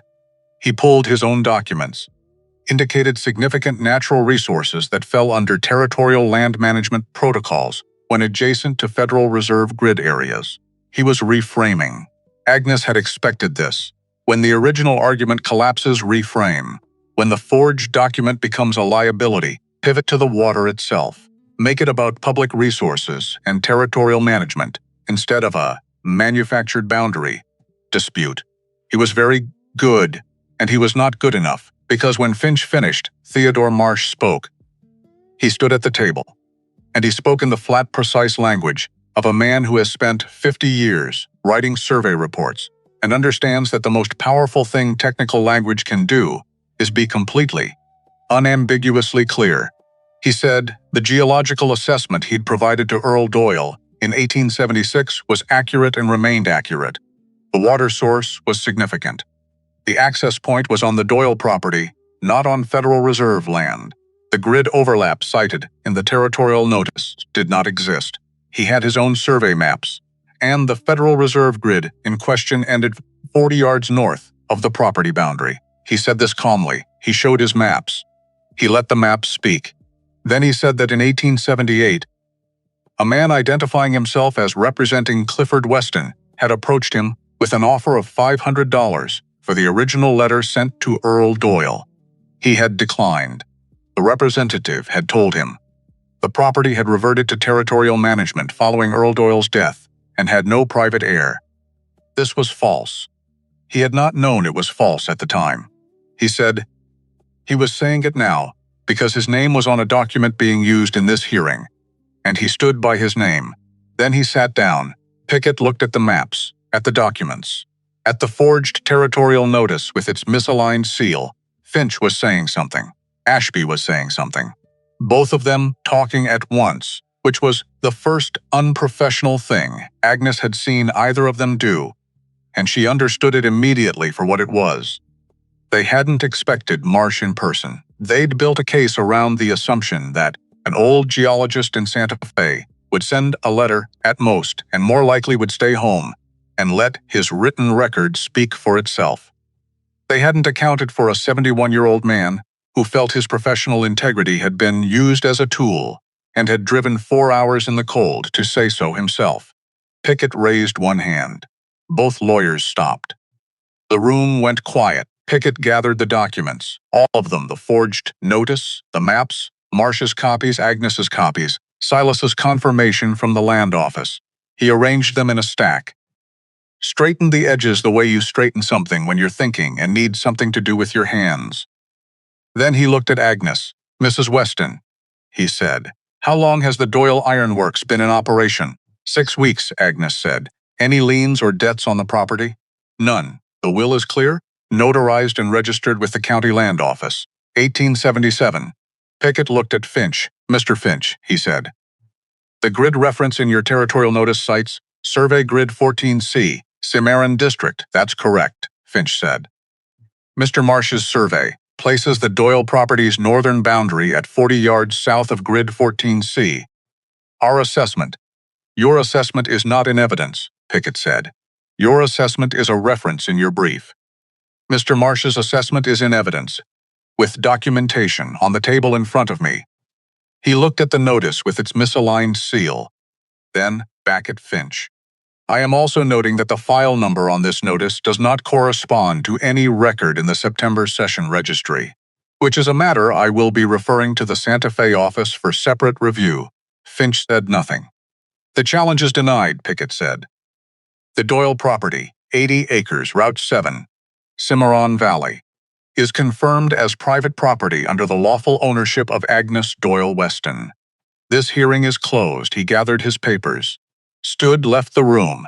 The sound came from outside first. Agnes heard it before she fully understood what was happening, a sound like when weather changes, the particular atmospheric shift that happens before something significant arrives. Then it resolved into voices, into something that was not quite cheering. It was too varied for that, too personal, but was the sound of a great many people reacting at once to the same thing. The news had passed out the door before Pickett finished his sentence. Agnes sat at the table. She didn't move for a moment, just sat there with her hands flat on the wood and let it arrive.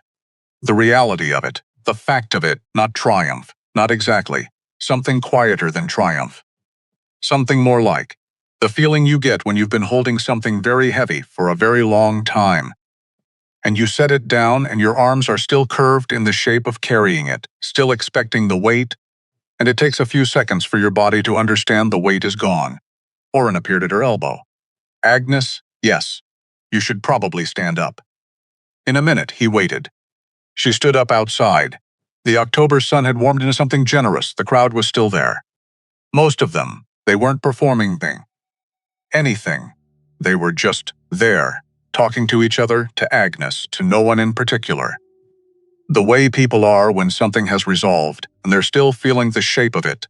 Eleanor Marsh was there, with her skillet. "I brought this," she said, "because I wanted there to be something Earl had touched. Something that came from his hands." She looked at the skillet. "Is that foolish?" "No," Agnes said. "He would have said it was foolish, probably," Agnes said. "He was wrong about himself sometimes." Eleanor looked at her. Then she smiled. The kind of smile that has a lot of history behind it.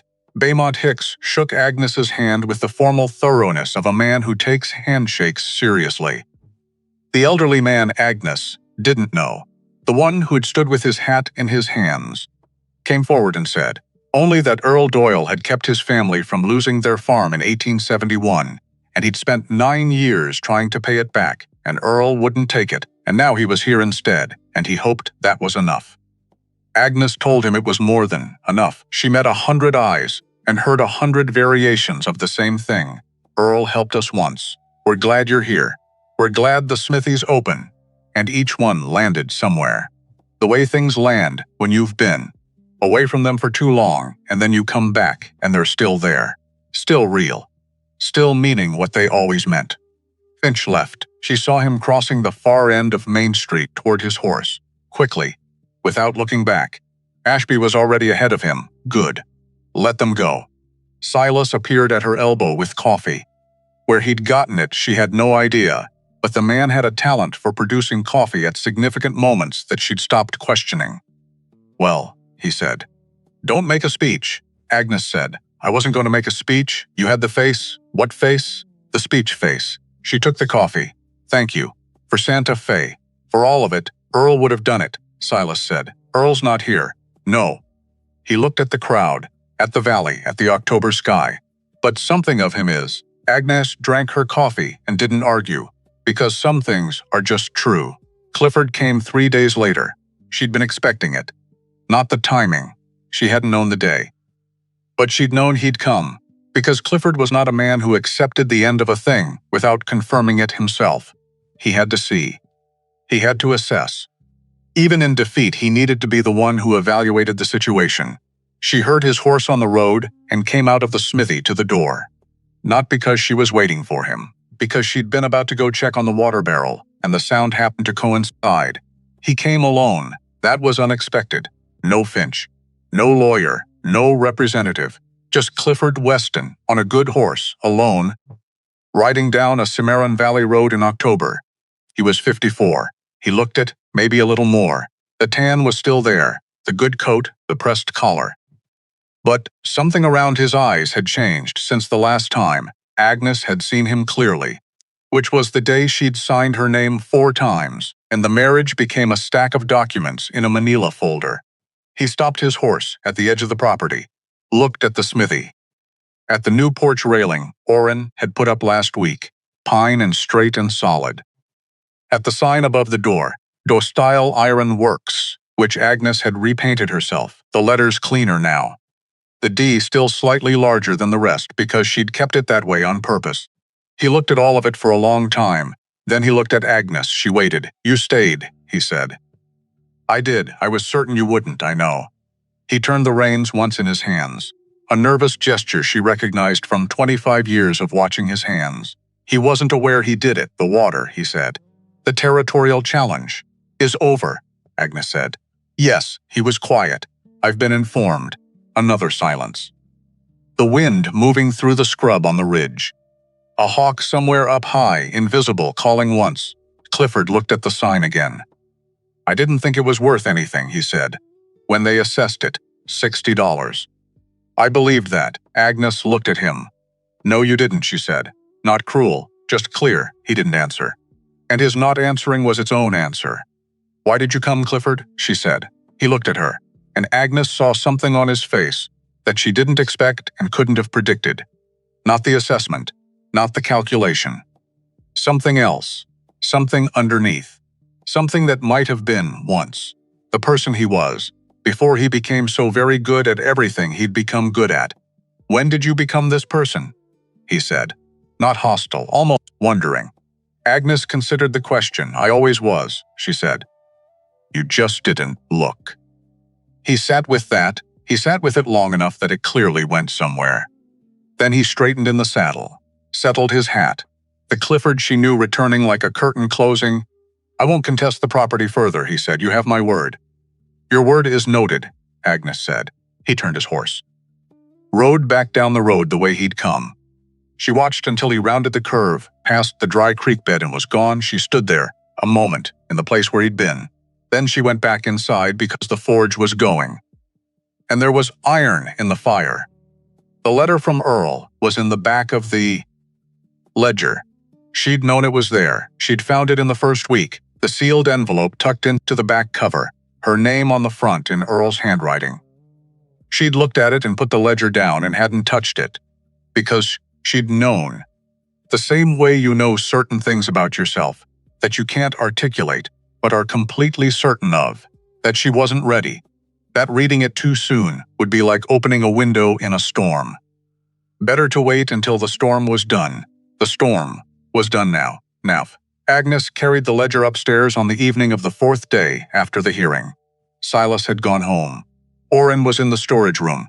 She could hear him moving around, the small sounds of a person settling into a place that has become home. The forge was cold. The valley outside was deep in the blue hour between day and dark. She sat in Earl's chair, opened the ledger to the back, took out the envelope, her name, his hand, Agnes. Just that. She broke the seal. 2 pages of yellow paper, folded in thirds. She unfolded them. Earl's writing, smaller than usual, careful, as though he'd taken extra time with each letter. Agnes, I've written this 3 times, and thrown it out twice, because I can't find the right way to start. So I'm starting badly and trusting you'll forgive me. I know things weren't right with you and Clifford. I've known for a long time. I could hear it in the space around what you said when you wrote or came to visit. The way you talked around the center of things. I did that too. When your mother was sick and I didn't want you to worry. You get it from me. I'm sorry for that. I should have said something sooner. I should have asked. I told myself it wasn't my place. That you were a grown woman. And you'd made your choices, and it wasn't a father's job to question. But that was cowardice, dressed up as respect. A man who minds his own business while his daughter drowns is not a respectable man. He's a coward with clean hands. I had clean hands for too long. The land is yours because it was always going to be yours. Not because of the water or the smithy or any of it. Because you're the only person I ever knew who understood what iron is actually for.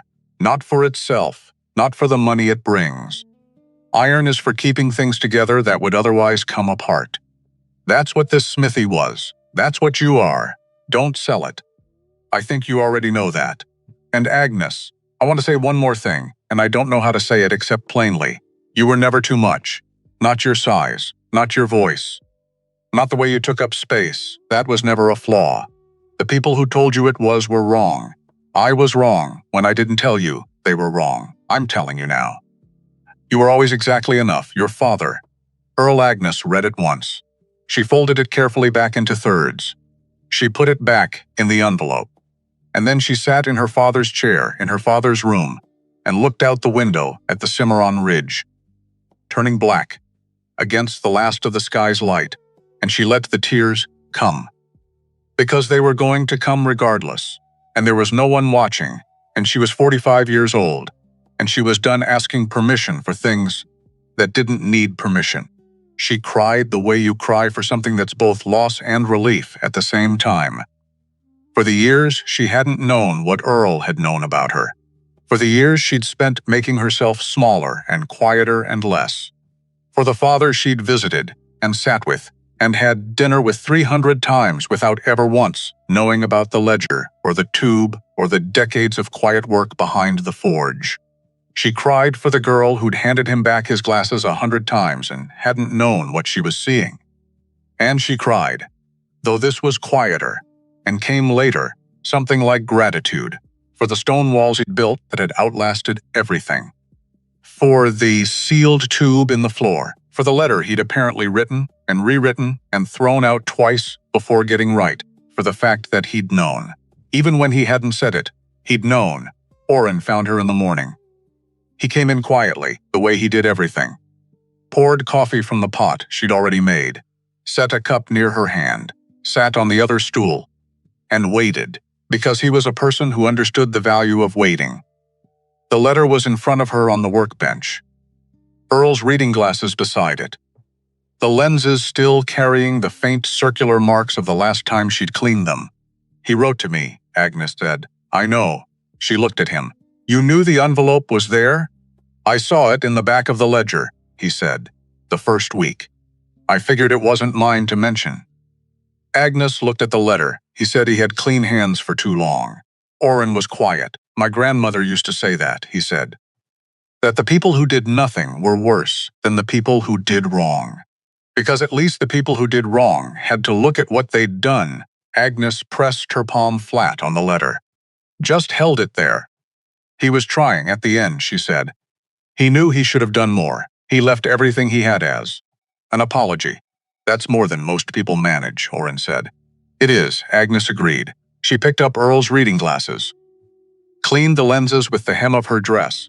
The last time she'd done that, she hadn't known what she was seeing. A reflex from childhood.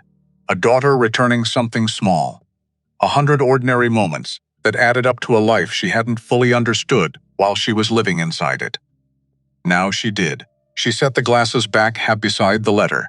Then she stood up. Marsh sent word yesterday, she said. The territorial office is opening a formal investigation into the forged document. Cobb, the district commissioner, has been placed on administrative review. Oren nodded. And Finch?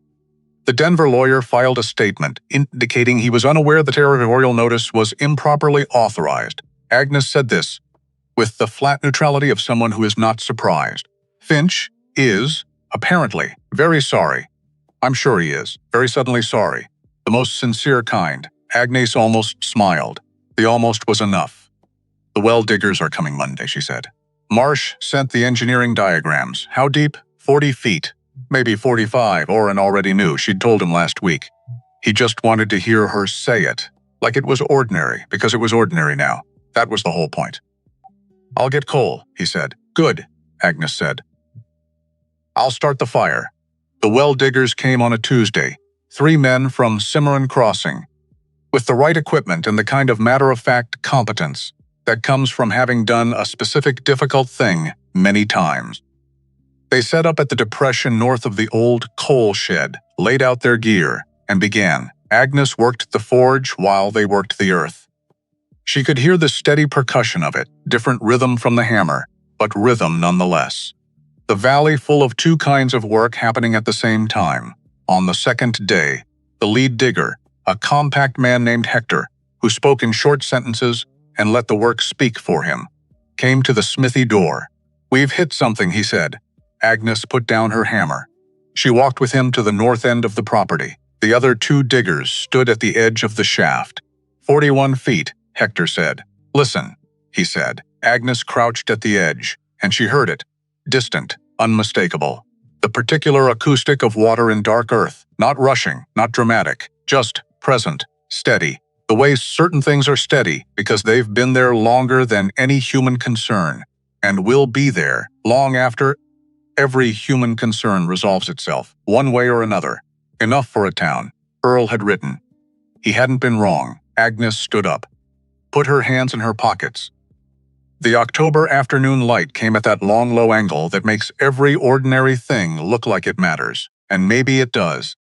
Maybe everything does at that angle, turning the scrub and the rock and the sage into something almost golden. Good, Agnes said, just that good. The sign went up 3 weeks later. 2 words. Dostile Iron. Agnes had made it herself, lettered it herself, climbed the ladder herself. She took down Earl's old sign first. Dostile Iron Works, the D still slightly larger than the rest. The wood weathered down to almost nothing, the letters barely there. She carried it inside, hung it on the wall behind the workbench where the tools were, where it would be inside and safe and still present. Then she climbed back up and hung the new one, came down, stood in the road, same name, same work. Different hands, same stone walls. Oren stood beside her, said nothing, because there was nothing to say that the sign wasn't already saying. Then Agnes went back inside and started the fire, and Oren went to the supply corner and started pulling what the afternoon would need. And the forge did what the forge had always done. It caught. It grew. It went from nothing to something in the way that fire always does. Fast at first, then settling into the long, steady burn that does the real work. Winter came to the Cimarron Valley the way winter always comes. Gradually and then all at once, one morning waking up to a transformed world, the sage dusted white and the ridge behind it, startling against a blue sky that looked different than any other blue because of what it was doing. Agnes lit the forge at 4:30 in the morning, that first snow day, before light. Before anything, she stood at the bellows and worked them and watched the fire come up and felt the familiar warmth building and thought about nothing in particular, which was its own kind of thinking. The well was capped now and properly sealed. A hand pump installed at the top, 2 others already planned. For the town center and the east side of the crossing. 3 weeks until the first one was operational. 3 weeks until the Cimarron Valley stopped worrying about the creek level. The lockbox. She'd stopped calling it the tin box, had $112 in it. Plus the fuel contract for the winter supply run. Plus the Alderman family account for ongoing plow work. Not wealthy. Not close to wealthy. But the kind of solvent that means you make decisions from possibility instead of desperation, which was more than she'd had. Which was enough. Orrin came downstairs at 5, poured coffee. Came to stand near the forge because that's where the warmth was. First snow, he said. Yes. You ever work a forge in heavy winter? I did until I was 17, Agnes said. Then I stopped for 25 years, she adjusted the bellows. Turns out the forge doesn't know the difference. Orrin drank his coffee.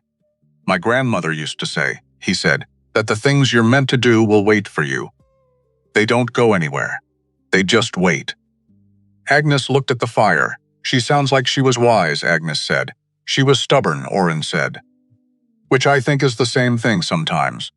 Agnes thought about that, stubborn. The word Clifford had used, always with a particular curl to it, as though stubbornness were a defect of character, rather than a refusal to be moved by the wrong forces.